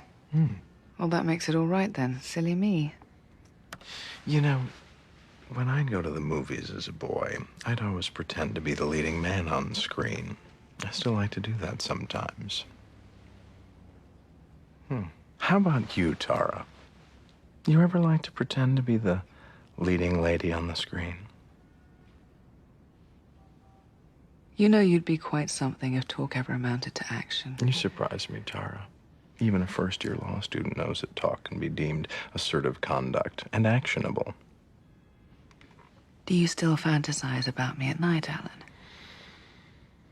Giving you far too much credit, perhaps. You think? I'm willing to be proved wrong. This is unprofessional. Eleanor. I didn't hear you come in. What a shock. This is why you should have been open with us. Now, they got a motive. And premeditation. I don't care. You can get me near my sister, I'll still. I just want to give up. I'm tired. There is some good news. Charlie Hayden pulled through. He did? Doctors think he's gonna recover now, so no murder charge at least. That's great.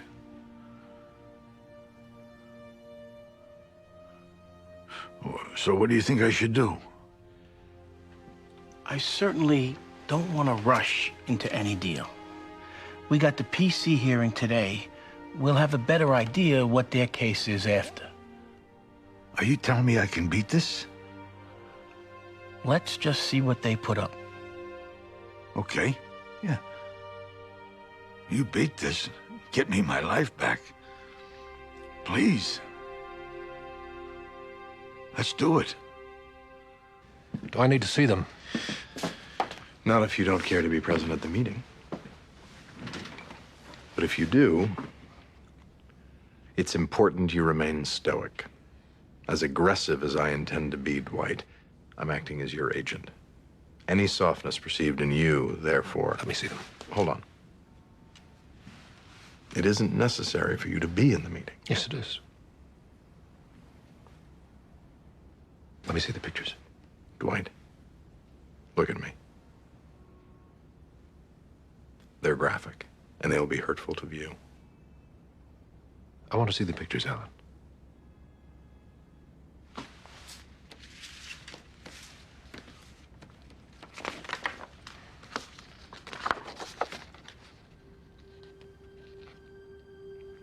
Legally, these photographs have little or no relevance.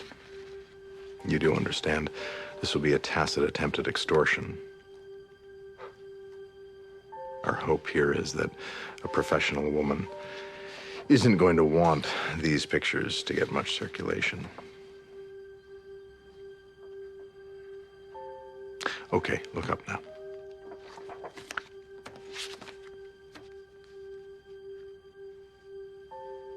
I need you to take a breath and consider that you're currently in the wake of a very emotional trauma. In time, much of your pain will subside. There's a chance you and Eve could be friends down the road. Now, you may not want that. I don't. But if you do, Dwight, if you can make room for the slightest possibility that you might, then you need to think twice about employing this tactic. This woman caused me to fall in love with her when she had no real love for me. She hurt me. In fact, she destroyed me, and she did so with malice. I hired you to get her. I want you to play the card. Dwight, given how much you still love her, maybe... Play the card.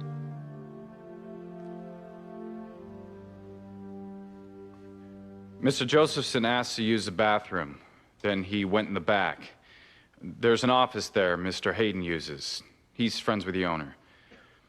I heard some noises, like a crash and someone fighting, so I went back there. What did you see? Well, Mr. Hayden was all bloody, like he'd been beat up, and Mr. Josephson was sitting down. He told me to call the cops. Was there anyone else in the bar besides Mr. Josephson who could have attacked Mr. Hayden? Probably, yeah. You told the police that, I'm quoting, Josephson was the only other person in the bar. Objection. Leading. I'll allow it. There's a fire door in the back. I think someone might have propped it open, gone in and out. You didn't tell this to the police before. Just came to me. You did tell the police that Walter Josephson went into the back room and just seconds later, you heard the fight. Yes, but it's possible Josephson saw someone else beating on Charlie and tried to help out. Someone else who? I got no idea. I'm just not sure that old man did it. Have you been asked to change your testimony? No. I'm just trying to do the right thing. Approach.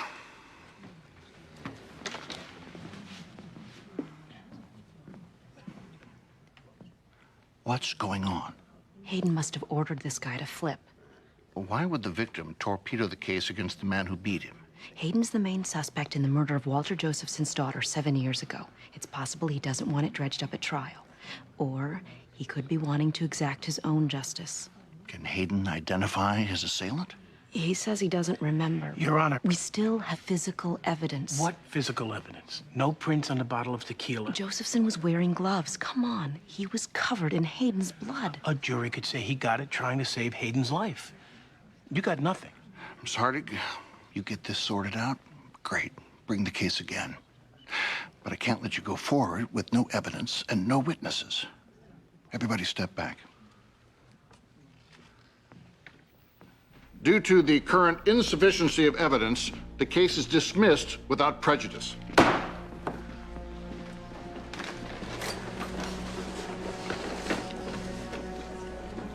It's dismissed? For now. They get more evidence, they can refile. Oh, thank you. Thank you. Walter, it's possible Hayden wants you back on the street so he can take you out. I can ask for protective custody. Not that I'll get it, but... I can handle myself, Mr. Berluti. These people are bad guys. I did a tour of duty in Korea. I can handle Charlie Hayden. Thank you. Thank you both very much.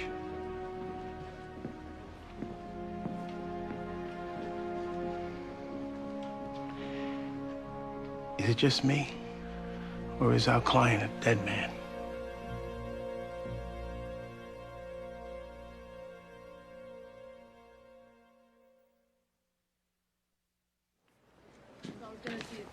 The lab's waiting. Dr. Davis to OR. Dr. Davis to OR. Dr. Maresca to Nurses Station on 2 West. Dr. Maresca to Nurses Station on 2 West.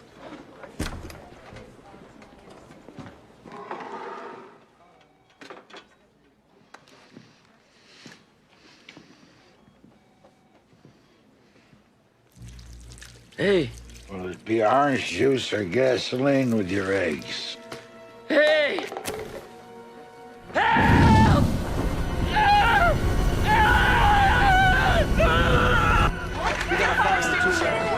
Better check his temperature. He's burning up. What? Okay, we're on our way down. Walter Josephson just set Charlie Hayden on fire. This time he's dead. Oh my God. He's in custody. Let's go.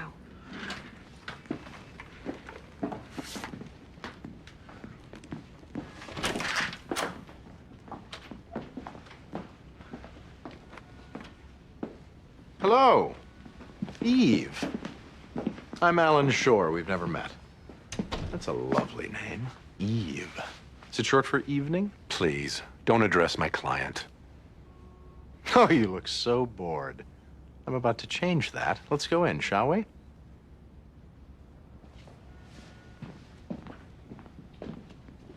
What's he up to now? I have no idea. Okay, let's get started. This is my assistant, Tara. And Tara, well, actually, I have name tags here for all of us to wear. Alan Shore, that would be mine. A. Selig, obviously you. Ah, lying, cheating adulterer. That would be yours, Eve. Look, Mr. Shore, we're more than familiar with your reputation. If you have a proposal, make it. But let's fast forward through the brinkmanship. Brinkmanship? Is that a legal term? Counsel, we're giving you about 10 minutes. Tara? The proposal is a marital settlement for $500,000. The settlement... Let's go. Wait a second. Don't be rude. The marital estate is worth over $17 million. You're assuming a valid union, Mr. Selig. Tara? Though rarely invoked, the Commonwealth does recognize adultery as a means for annulling a marriage. Is this your big plan? So many times. Could she finish, please? Though public policy does frown on vitiating marriage... This is a virtual no-fault state. Justice Scalia's dissent in Roma opens the door for overturning... This is what you called us up here for to present us with. This is ridiculous. We have worked hard on I this, refer you to the Anthony. You're being highlighted rude section, which by not letting her specifically points finish. out adultery and bigamy. Tara, maybe we should just present the facts. The law can be so tedious. Ah, here's a photo showing how your client's yoga lessons paid off. Here's one for you, Eve. Look how close your foot is to your ear there. Wow, I wish I could do that.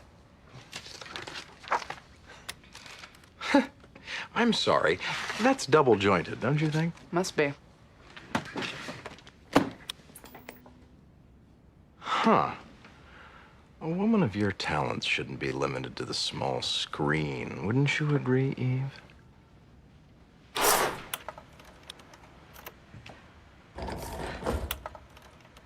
Now, this may be very low, I grant you, but the main point to leave here with is...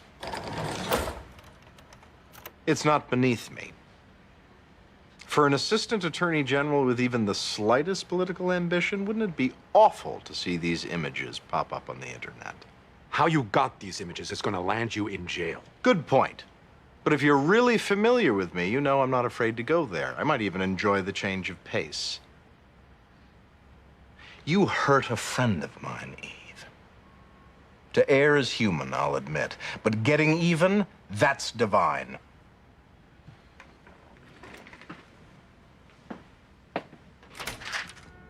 Mr. Young, could you come in here, please?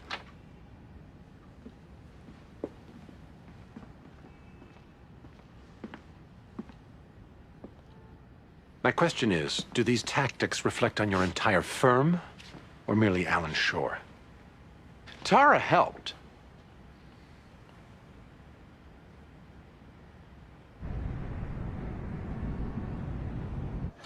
I just went in to scare him.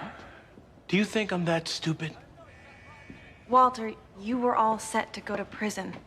Then once you heard Charlie Hayden was going to recover, suddenly you want your day in court. Why? So you could go kill him. I guess you feel real guilty about helping me get out. I feel used, yes. But you know what I mainly think? You'll spend the rest of your life in jail. Is it worth it? I have no life, mister. That man took my life when he killed my daughter. She was the only thing. What about your sister? My sister is no daughter. Look, I'm sorry I got you involved. It wasn't my intent. If I'd killed him the first time... What do you want us to do? I really don't care. I'll go to prison. Just keep me out of Cedars. Because you'd be killed there? I did a little checking. The fire that killed your daughter, the intended target, was an informer against Tommy Moynihan. Hayden worked for Moynihan. So? Last year, Moynihan was sentenced 8 to 10 at Cedars for something else. You're afraid if you go to Cedars, you'll be killed. I just want Plymouth so I can be close to my sister. Right. Look. I don't want a trial. Make whatever deal you can. Let's just end this.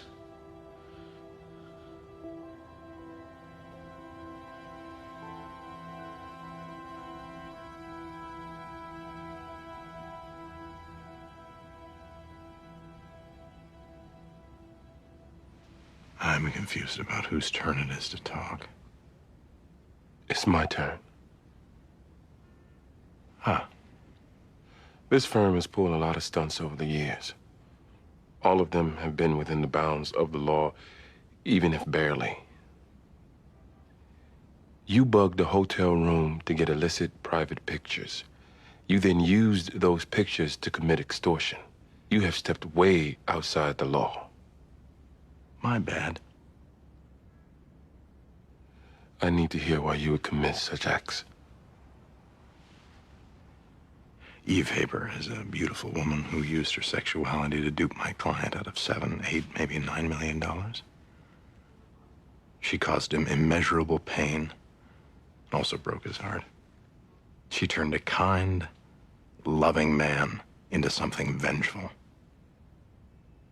The only way to kill a vindictive beast, believe it or not, is to feed it.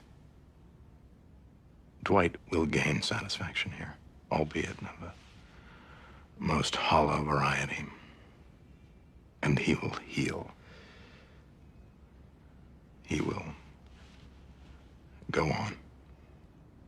But we need to go on. And that's not going to happen if you continue to do these kinds of things. I promise, Eleanor. Only 2 or 3 more and then I'll stop. This isn't funny. No, I suppose it isn't.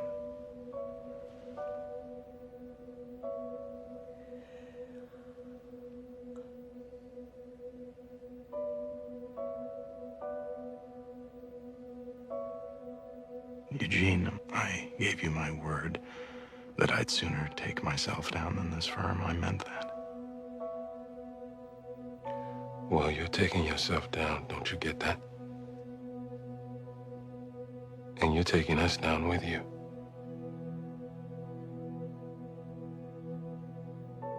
Now what?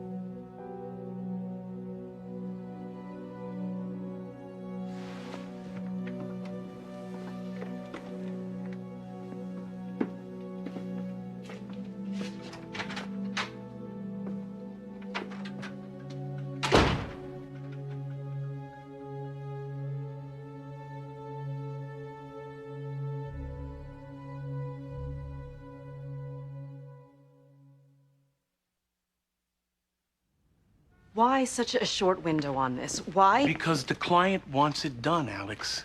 Look, this is a gift. The man commits a first-degree murder, goes to a medium security facility. Who's getting the gift here? We have a possible insanity defense, not to mention a potential self-defense. Don't insult me, Jamie. This isn't open and shut for you. He is very sympathetic. Yes, as vigilantes go, he's adorable, but... We're offering you a plea that takes him off the street for life. And suppose I find out later that he's really a professional hitman who... Oh, come on. If the facts change, you can undo the plea on grounds of fraud and send them to trial. Why are we wasting time here? The guy is willing to go to prison. He'd just like to be near his sister. If he goes to Cedars, Tommy Moynihan will probably kill him. And you'd be willing to enter a plea today? Yes. You'll be transferred within the hour. Thank you. Thank you both. Can I ask you something? Did it make you feel better when you killed him? Did it bring you relief? I don't think I'm capable of feeling anything, Miss Stringer. I suppose that's what allowed me to survive. I wish you well. Thank you. Again. Thank you both. I can't say I'm terribly proud of our tactics, but I'm glad to have mitigated at least the financial damage. As soon as the documents are drafted, we'll have you back in for execution. Okay. I don't know how you do the things you do, Alan. It's not with mirrors, I assure you. That I believe. I'll see you both soon. Yep.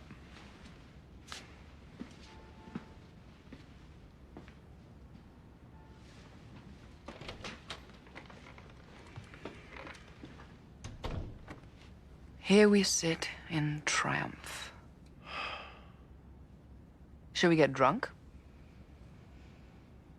Winston Churchill said that he would drink in victory because he deserved it, and in defeat because he needed it. Somehow I feel that we qualify here on both counts.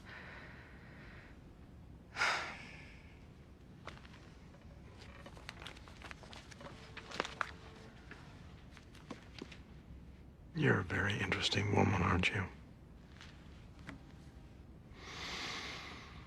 I find victory to be extremely lonely without... What's the word? Sex.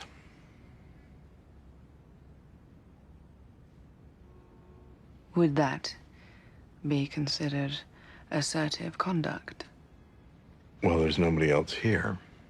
Just you, me, and this big conference table.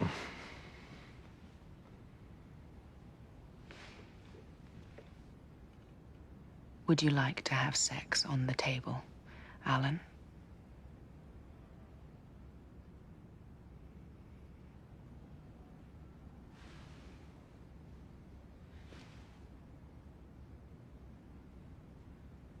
That would definitely be considered a first move.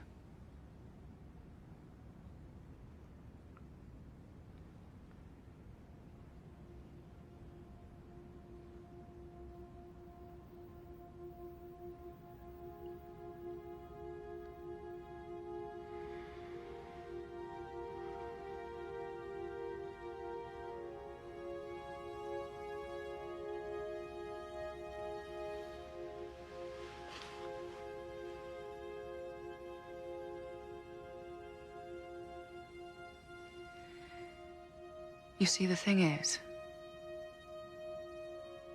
if you'd like to go to a nice restaurant, share a lovely bottle of wine,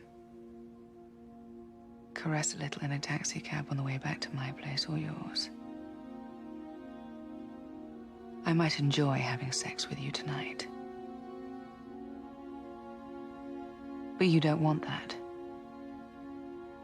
You want to do it on a conference table because it's debased. It's commensurate with your self-esteem, which always seems to nosedive when you behave as you did in this case. You're not going to find some twisted sense of self-loathing affirmation on that table with me.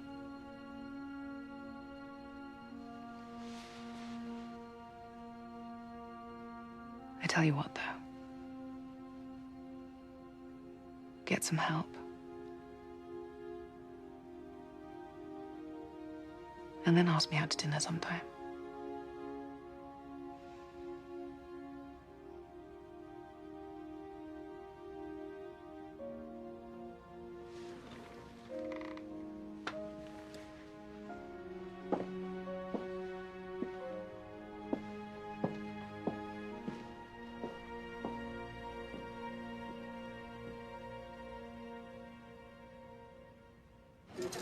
Yes, ma'am. That's right. Well, it won't be necessary now since... That's right. You can go visit him now. My pleasure. Thank you again for returning my call. Walter's sister. I finally made contact. Here's something weird. She lives in Brighton. Why would Walter say she lives in Plymouth? I don't know. Maybe he just wanted to go to Plymouth. But why? There are medium security prisons which are softer than Plymouth, with better facilities. Personally, I'd go to Norfolk.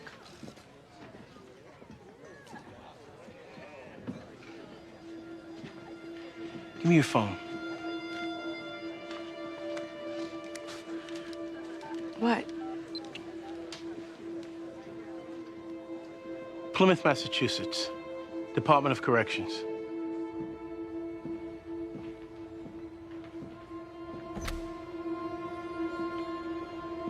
Thomas Moynihan. Yes.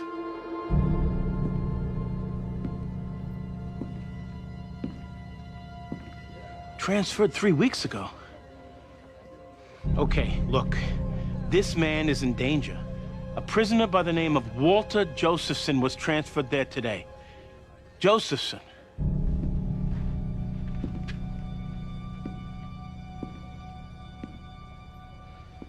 Tommy Moynihan? Yes?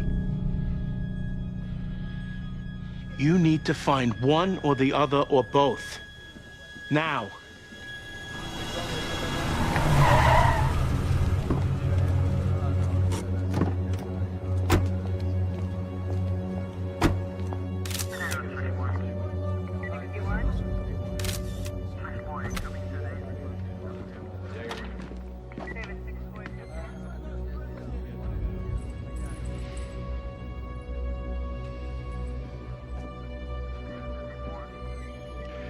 It was on his orders that Hayden lit that match. You knew he was here all the time. They can send me to Cedars now, Jimmy. I've made my peace.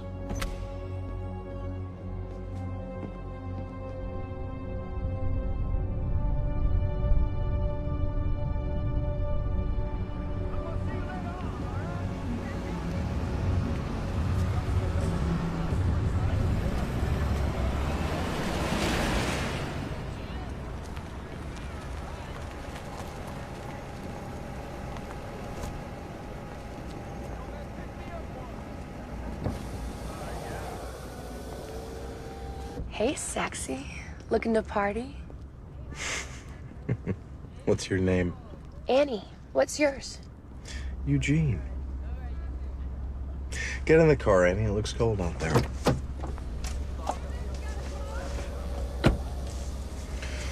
So do your parents know you're out this late, Annie? Ooh. Eugene, you're funny. I love funny, sexy men.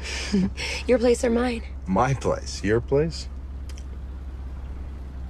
I thought maybe we should just drive around and see what happens. Drive around? All right, look. The ones who want that usually just want to talk. I don't talk, and I'm not into wasting time. Then perhaps you should get out of the car, Annie. Because although I have no interest in talking to you, I've always taken great pleasure in wasting time.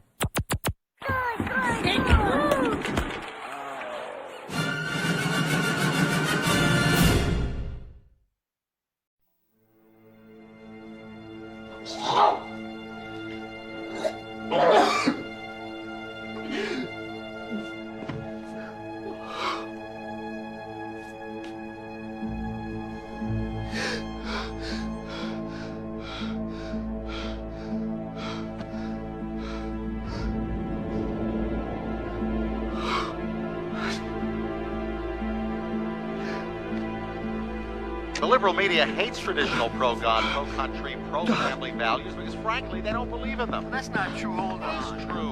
And it's why liberal media types, especially in New York City and Hollywood, hate the U.S. military, hate the president, and frankly, hate me and guys like me. Look what they've done to Rush. Nobody hates the U.S. military. Bottom line is, liberals in this country want to pursue their big government socialist policies. And they hate free enterprise, they hate the capitalist system, and they hate the right.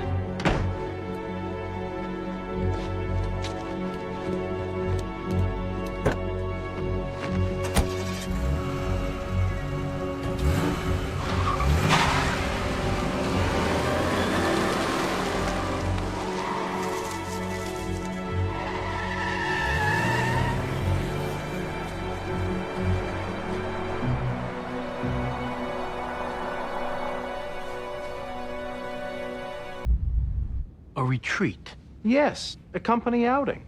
where we all get to know our inner selves. Do people ever get to your core, Jimmy? Or do they stop short at the mantle? Did you hear that? Fat joke. I'm actually being quite serious here. We all work too hard. How about Tahiti? Alan, Paul Stewart. He says it's an emergency. Paul? Alan, I need you to get down to my office now. Did I miss a checkup? I've got an emergency. I have detectives in my waiting room. I need you to get down here. You need to come through my private entrance so they don't see you. Hurry, Alan. I'm in trouble.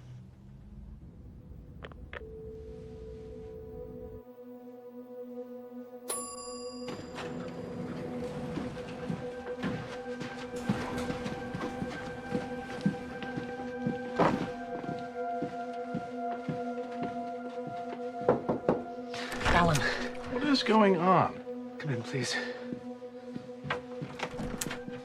They're still waiting out there. In a second, Cheryl. They're about to just... I'll be out in a second. Just tell them I'm finishing a procedure. Listen, I've been having an affair. Brenda Wilbur, who I believe you know. Brenda Wilbur? Yes. I've been wanting to have an affair with Brenda Wilbur. Can you shut up? Can you just shut up, please? She's dead. What? Somebody bludgeoned her or something. I saw the body. I was there last night. I walked in. Oh, wait, slow down. I can't slow down. The police are out there. I was there. I had made love to her earlier, and now they're here to ask me questions. Okay. Do I talk to the police now? Do I tell them I was there? What should I do? They're coming. Just get out. What do I do? It's gonna look suspicious if I have a lawyer. How do I even explain you being here? He said he'd be right out. He's in a We don't have procedure. time for this. So you keep saying.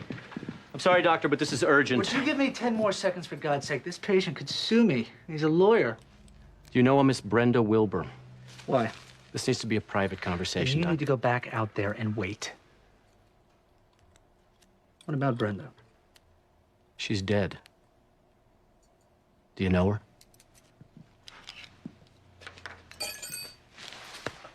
What do you mean she's dead? She was killed. Look, we really need to have this discussion in private. I need to ask you some things. Hold on. Sorry. But as a lawyer, I get suspicious when detectives barge in asking questions about dead people. This doesn't involve you, sir. Actually, it involves me more than you could ever imagine. I'm not only this man's friend, I was a friend of Brenda Wilbur's. How did she die? Head trauma.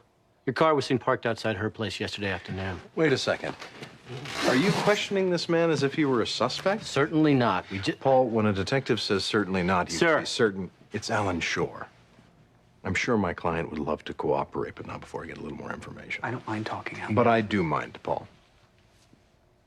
I know you have his best interests at heart, just the same. Mr. Shore. He's not talking. Perhaps you'd like to. You've said nothing so far. I think he did it. Look, counsel, this is how it's gonna go. He's either gonna talk to us here, or we're gonna take him into custody and walk him right out that front door. This is a small town. This man's family has quite a legacy in this small town. I don't think he wants to be seen handcuffed in connection to the murder of a woman that he had a mysterious relationship with.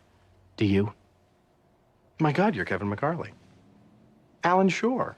We went to middle school together. How are you? Look at you. Wow. You're still the same pain in the ass you were then. Take him. Alan. Just a second. Let me tell him what I know. Terrible idea. We don't know what he knows. He is going to arrest me. Look at me. First of all, try not to look so much like a suspect. Can you put something other than panic on your face? You were having an affair with the victim. You were witnessed at the scene. Dodging arrest isn't the goal here. It's about preventing a conviction. A conviction? You cannot give any statement to the police. There's a reason for that little jingle. What you say can and will be used against you. But Wendy, what about the kids? I'll go talk to them. In the meantime, you talk to nobody. I cannot believe this is happening to me. Look, if I have to arrest him right here, I will. Shouldn't you first do that other thing that police do? What's the word? Investigate. Maybe I should bring you in on aiding and abetting. Kevin, it's me, Alan. We played on the same soccer team. We've showered together. You had a very small penis then. Has it... Take him. Say nothing. Go. Do we Mirandize here, Kev, or is that not done in Dedham?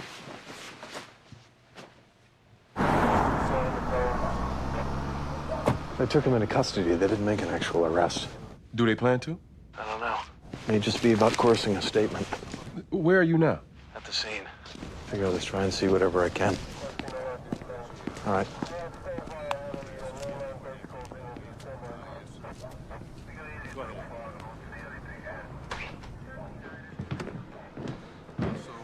You again? What are you doing here? I thought you were with my client. We're giving him time to think about cooperating. I'm happy to advise him to cooperate. But I gotta have some idea what we're dealing with here. I'd like to view the scene. View the scene. Why not?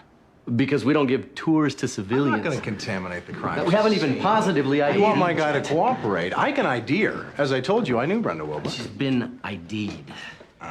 Listen, you want to talk to Paul Stewart. I want to let him talk to you. Let me just get a glimpse of what we're dealing with here first. Help me help you. You don't want me saying in court you refuse to let me see the crime scene.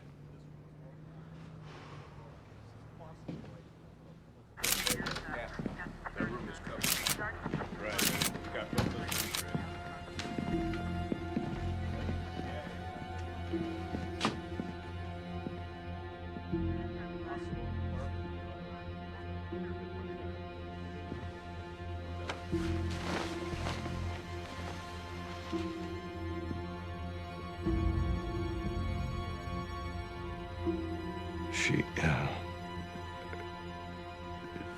was found like that? Yes.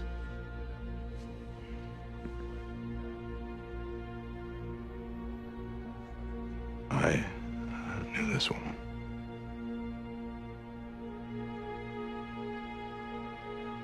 You okay? Yeah. God's sake. Get him off! Get him off! Check him out.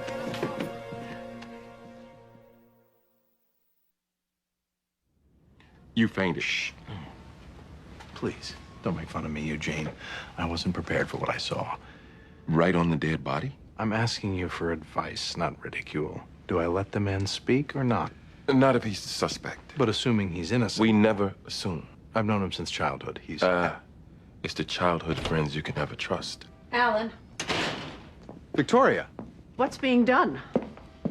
Victoria, this is Eugene Young. Hello. He's- What's being done? At this point, there's... Is there a place for privacy? Yes. Excuse us.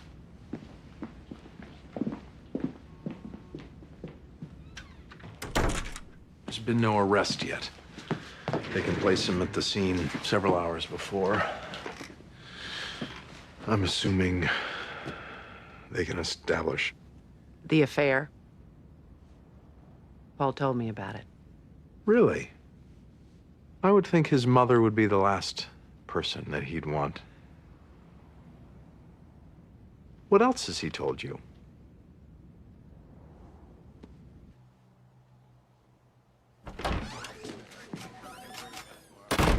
You were extorted by the victim? Paul, if I'm going to help you, you need to share with me at least as much as you tell your mother. Brenda contacted a lawyer who... Tried to shake you down? It was veiled. I confronted her over it. She apologized, admitted it was a stupid idea. It was no longer an issue. No longer an issue? It transpired a week before her head was pounded to mulch. It wasn't a coercive quid pro quo. But you perceived it as extortion, and she's currently dead. Okay. Attorneys are divided over whether this next question should ever be posed to a client. But as a childhood friend who grew up with you, did you commit this crime? For a childhood friend to have to ask me. The answer's no. I did not.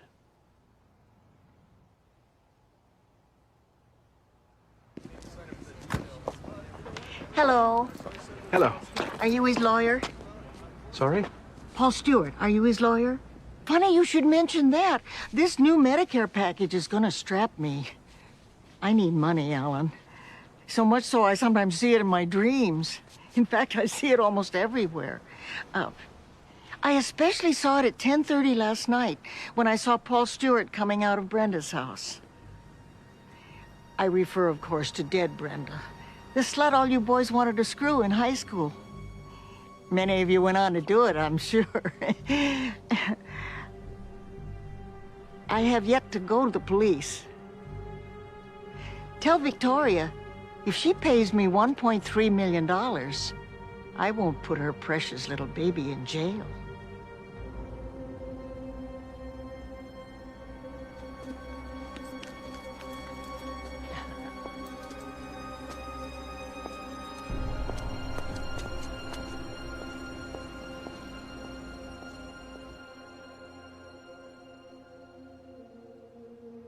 I told you I went back. I understand, but the police couldn't place you there at night, only during the afternoon. This is much more damaging, Paul, to have you spotted leaving at 10:30. I'm not suggesting that we pay her off, are you? No. But things aren't getting any better. We've got to prepare ourselves. I'm sorry, this is a lawyer-client meeting. Nothing personal. I thought you'd like to know that we're officially charging your client with the murder of Brenda Wilbur. He'll be arraigned tomorrow in Dedham Superior Court.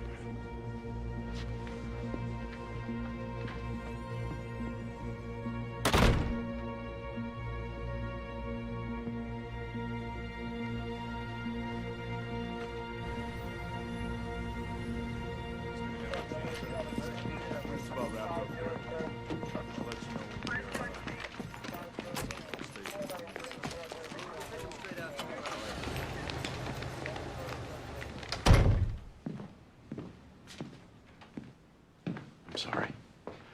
There's nothing I can really say at this point, other than you'll get through this. Did you know? About Her. No. I haven't really kept in touch with Paul the last few years. You and me both. Melissa, Michael, when you were very young, I told you a story about my first day at kindergarten. You probably don't remember. I was so scared, to the point of tears. And this little boy I didn't even know came up to me and took a hold of my hand and told me everything would be okay.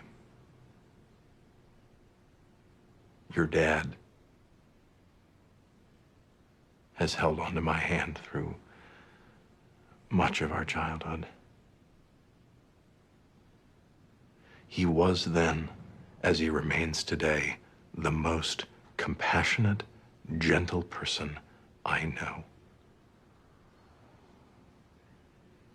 He did not commit this crime. He did not commit this crime.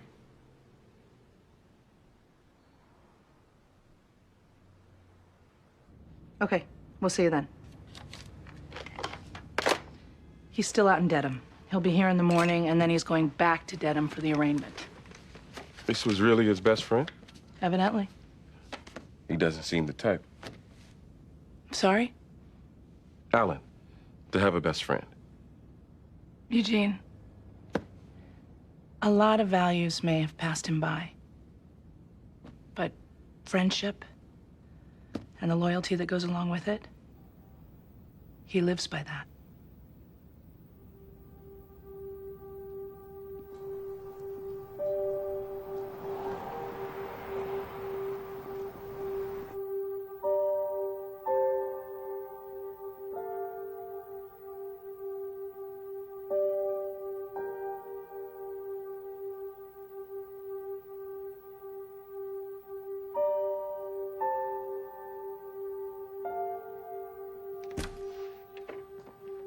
Here you are. May I ask why? Just thought I'd get a look at the room, see if it's how I remember. What are you doing here? Will he be granted bail? Well, he's a trusted lifelong member of the community, which is family half-built. Strong roots, doctor, poses no threat to society. That and $1 million should get him bail.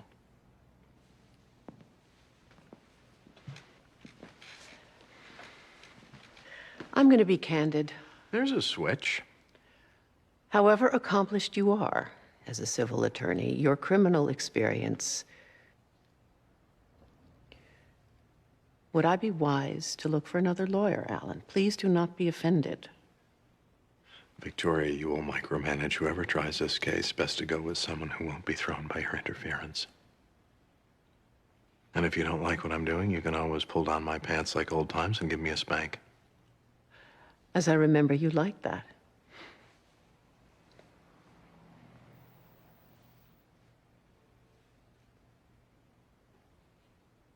Did he do this? You know, Paul, he could never be capable of bludgeoning the life out of a human being. People change.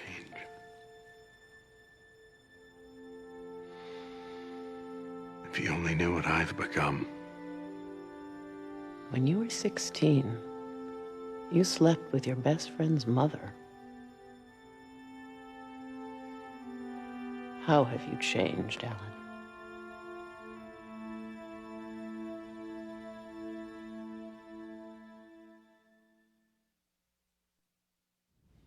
I'd like to have Eleanor join me. Tara, too. That should be enough for now. As we get closer to trial, we may need to add more. I know I can't monopolize the whole firm. Can he pay for all this? His mother can. This is a check for $750 as retainer. I told her it'll likely go higher. $750,000? We should obviously hire a private investigator immediately. Since you used to be a PI, Eugene, it would be great if you were able to oversee that end of it. Jimmy, did you used to be anything? When's the arraignment? This afternoon. Jamie, maybe you should head up the legal research. We may be filing various motions in limine. The exclusionary rule could be optional with these people. I'm sure it's good. We should get going. It's a schlep to Dedham. Can I make one observation? Certainly. You seem nervous. Eleanor has criminal experience. Maybe she should first chair. I'm fine. Shall we?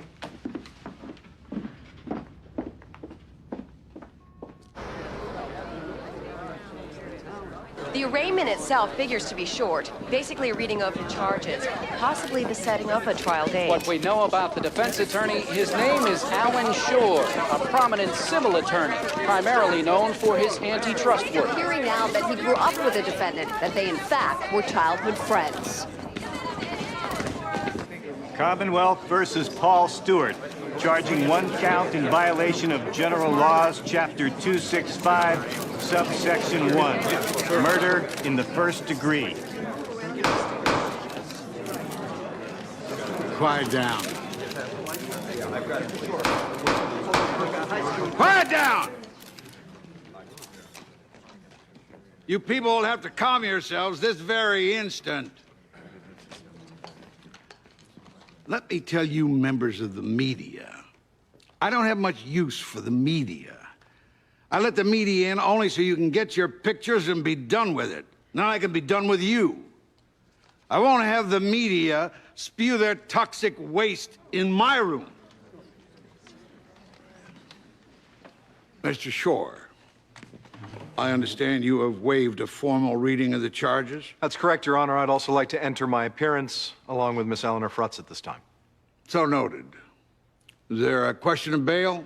Yes, Your Honor. The Commonwealth opposes bail. Dr. Stewart has no prior record, Your Honor. He's never even been charged with a crime. Well, he sure picked a beaut to start out with, didn't he? He poses neither a safety nor flight risk. He has extremely strong roots in the community. How many times you appeared before me, Mr. Shore? Why? Does it get old? Is that an insult? Sounds like he may have insulted me. Read that back. Why does it get old? Objection to the reading, Judge. It lacked nuance. Read that back.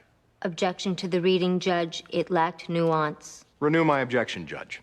The reporter is flat. Tonally. He sounds like a smartass. Is he an ass? Your Honor, my client poses no danger. He's not going anywhere. $2 million. Cash. We'll conference on Wednesday at 10 o'clock to set our schedules. We're adjourned.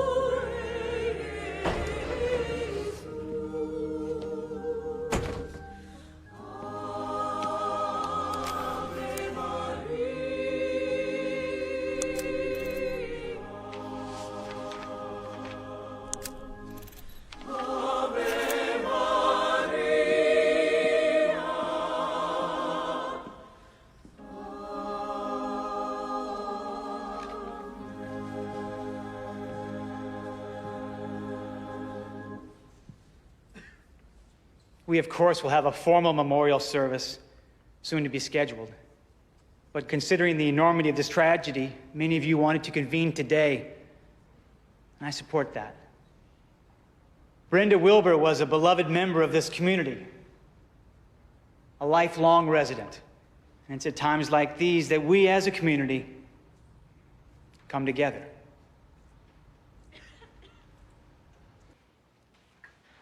The first thing we need to discuss is venue. Is Dedham the best place for this trial? Why wouldn't it be? Well, everybody here knows your son. That's a good thing, Eleanor. His reputation is impeccable. It can't be impeccable, Alan. He had an affair. They know him to be gentle, caring, and capable of. And the other potential problem is that everybody here seems to know you. Meaning? You're not the most upstanding citizen on the Eastern Seaboard. My life of indiscretion started after I left Dedham. The trial will be here. Everyone who knows Paul knows that he couldn't have committed that kind of violence. That has to inure to his benefit with the jury pool. Thirdly, people like to see the high and mighty fall. It's human nature. If anything, Paul comes off as meek. But you don't. I don't mean to sound rude, but from my cursory check on the pulse of this town, the dislike of you runs deep. I'd hate for the jury to convict Paul to vicariously get back at... What's your name again? Eleanor. You're discharged, Eleanor. That's not a good idea, Victoria. I don't want her part of the defense team. Paul, this is your defense. I'm not... paying for it. I won't pay for her. You're welcome to stay and observe, pro bono, but the sound of your voice, that would be a deal breaker. Mom. Now, I know what the people of Dedham respond to, Paul. That's how I built my fortune, and they will not respond to this... Eleanor. You're discharged. May I speak to you in private? No. You can either leave with her or stay without her.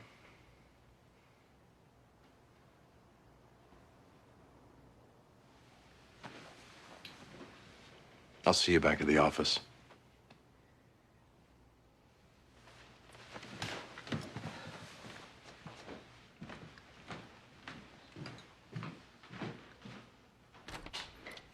One of the best criminal defense attorneys in this state just walked out that door. The only reason I don't walk out with her is because of Paul. That's nice. Let's turn to the most pressing matter. Catherine Piper.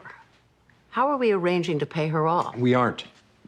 Mom, that will come back If she to... testifies that she saw you leave the house at 10:30 in an agitated state... I cannot bribe this witness.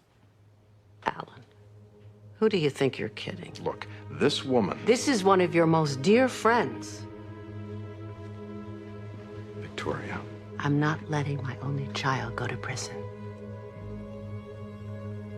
If you want to walk out now, do it. But Catherine Piper will not be testifying as to what she saw the night Brenda Wilbur was killed.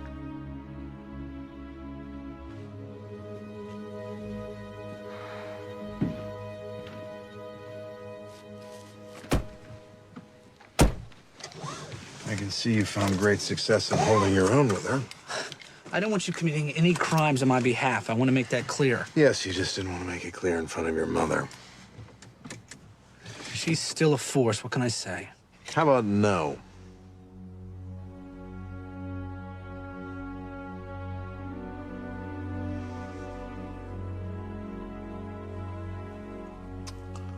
I don't mean to judge you. Yes, you do.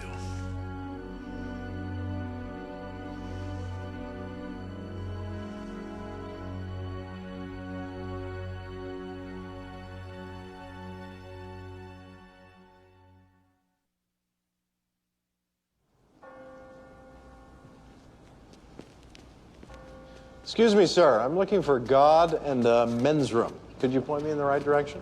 It's true. You're really back. Still in the sin business, I see. As are you, I'm sure. Ah, it's good to see you. Although not under these circumstances. He's in terrible trouble, Tom. Are you going to be able to help him? I hope so.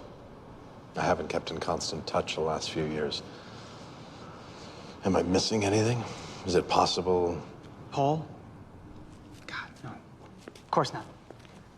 You know, there are many people who probably had it in for that woman. Which is why I'm here. Sorry? You were her priest. I'm assuming she practiced confession. Did she ever mention anything? I can't talk about anything said in confession. She's dead.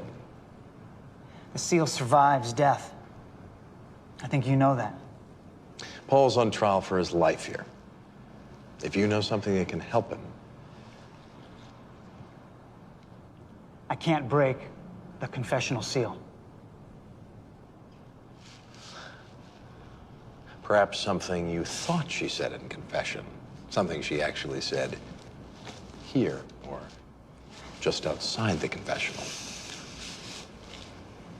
You'd be able to share that, wouldn't you, Tom? This isn't about skirting a rule, Alan. I have an obligation to God. If you know anything you can share, Tom, now's the time. And I'm the person to share it with.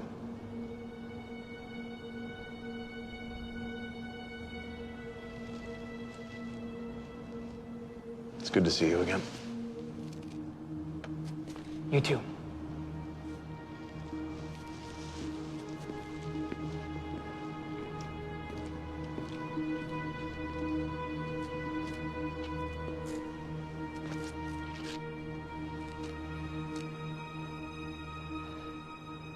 Both Rule 13 and Rule 14. Make sure you get a bill of particulars and ask them for any evidence in their possession that supports any affirmative defense, be it insanity, intoxication, alibi, anything, Jamie. Right, make it as far-reaching as you can. Yeah, I'll get back to you.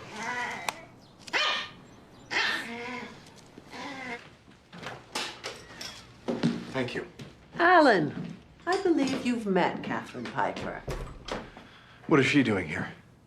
Why, I'm here to suck on one of Victoria's shriveled nipples, of course. Is that why you're here, Alan? Or is it just to drop some dog crap off at the door? Victoria, I need to have a word with you now. Would you excuse us, Catherine? Well, of course, honey.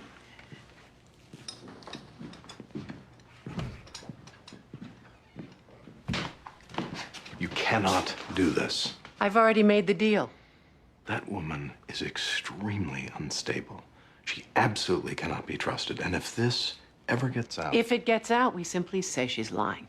Or, like you say, she's unstable. This is so dangerous. What's dangerous would be her testimony. Victoria, this could bury your son in the end. You know, I've made my life trusting. This is Paul's life. You seem to keep forgetting that. You can stay. Or you can go.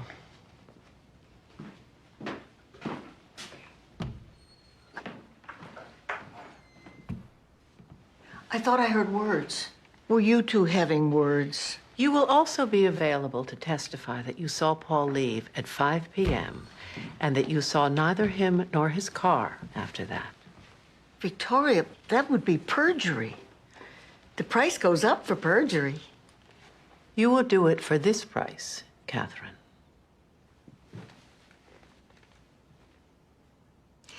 It must be awful to be at the mercy of one of the little people.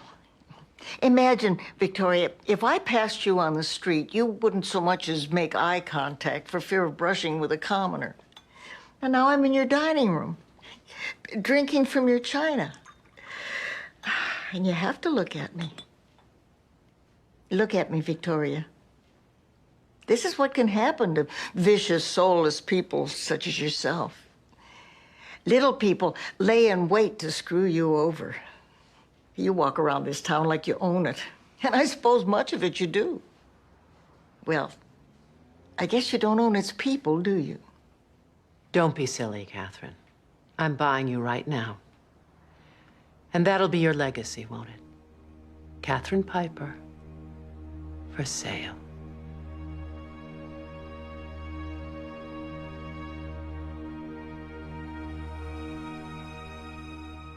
Mr. Shore, could you give us a brief statement or two about what's going on? He never pitches past 7. It was insane to let him return for the 8th, and everybody knew it. And it is equally insane for any of us to ever get sucked in again.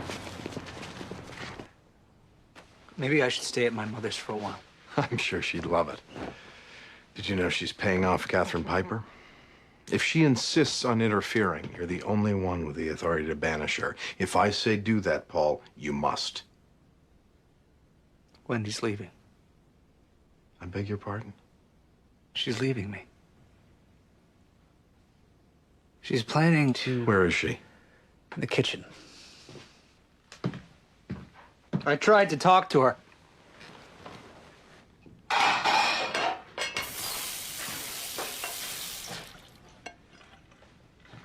You need to wait until after the trial is over. Why?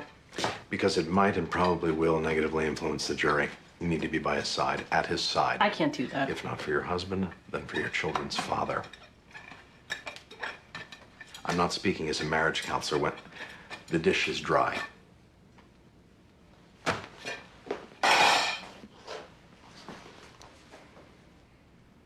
Look at me.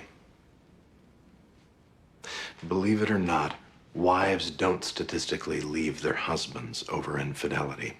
With the remotest possibility that you walking out could be perceived as you thinking he's guilty of murder, and there is that possibility, you cannot walk out that door now. Maybe I do think he's guilty of murder. You haven't asked my opinion on that, Alan. Let me ask. Do you think I'm guilty, Wendy? I don't know. What? I'm supposed to assume that I know you, that... You know I'm not capable of violence.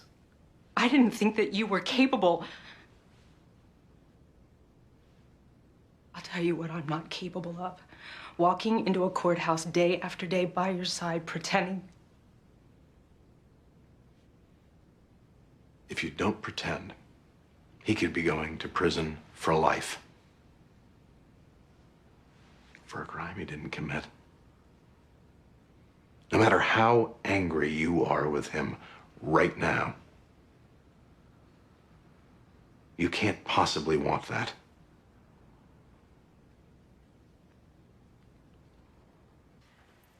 Will she stay? For now. Hopefully her anger will subside and we'll work it out.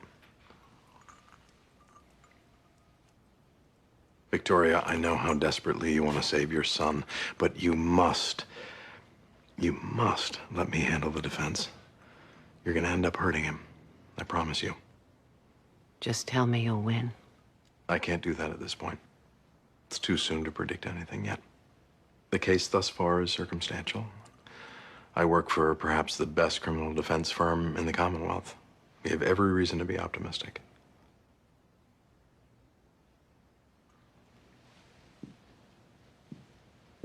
Other than that, Mrs. Lincoln, how was the play?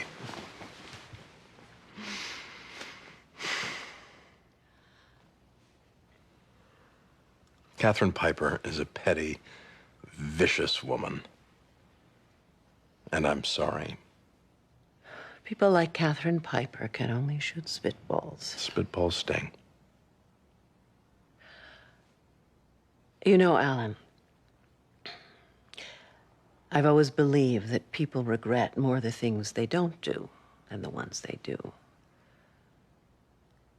But one thing I did, which I've long regretted, was sleeping with you. I'm sorry to hear that. I wasn't a virgin if it makes you feel better. Oh, it was quite clear at the time that you weren't a virgin. No, it isn't that. Or even that you were young. Or even that you were Paul's best friend. What is it then? I suspected that you'd fallen in love with me.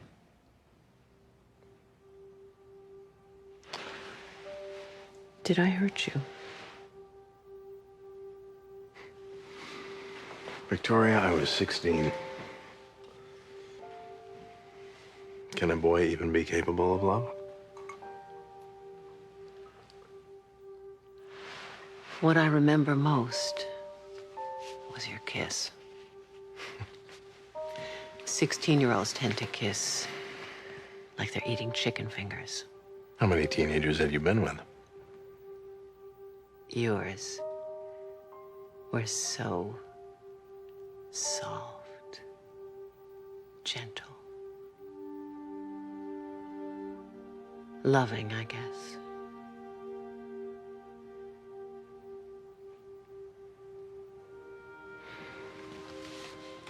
It's late.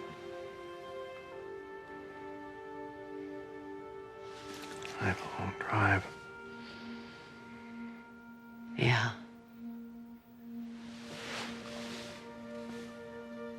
Good night, Victoria. Night.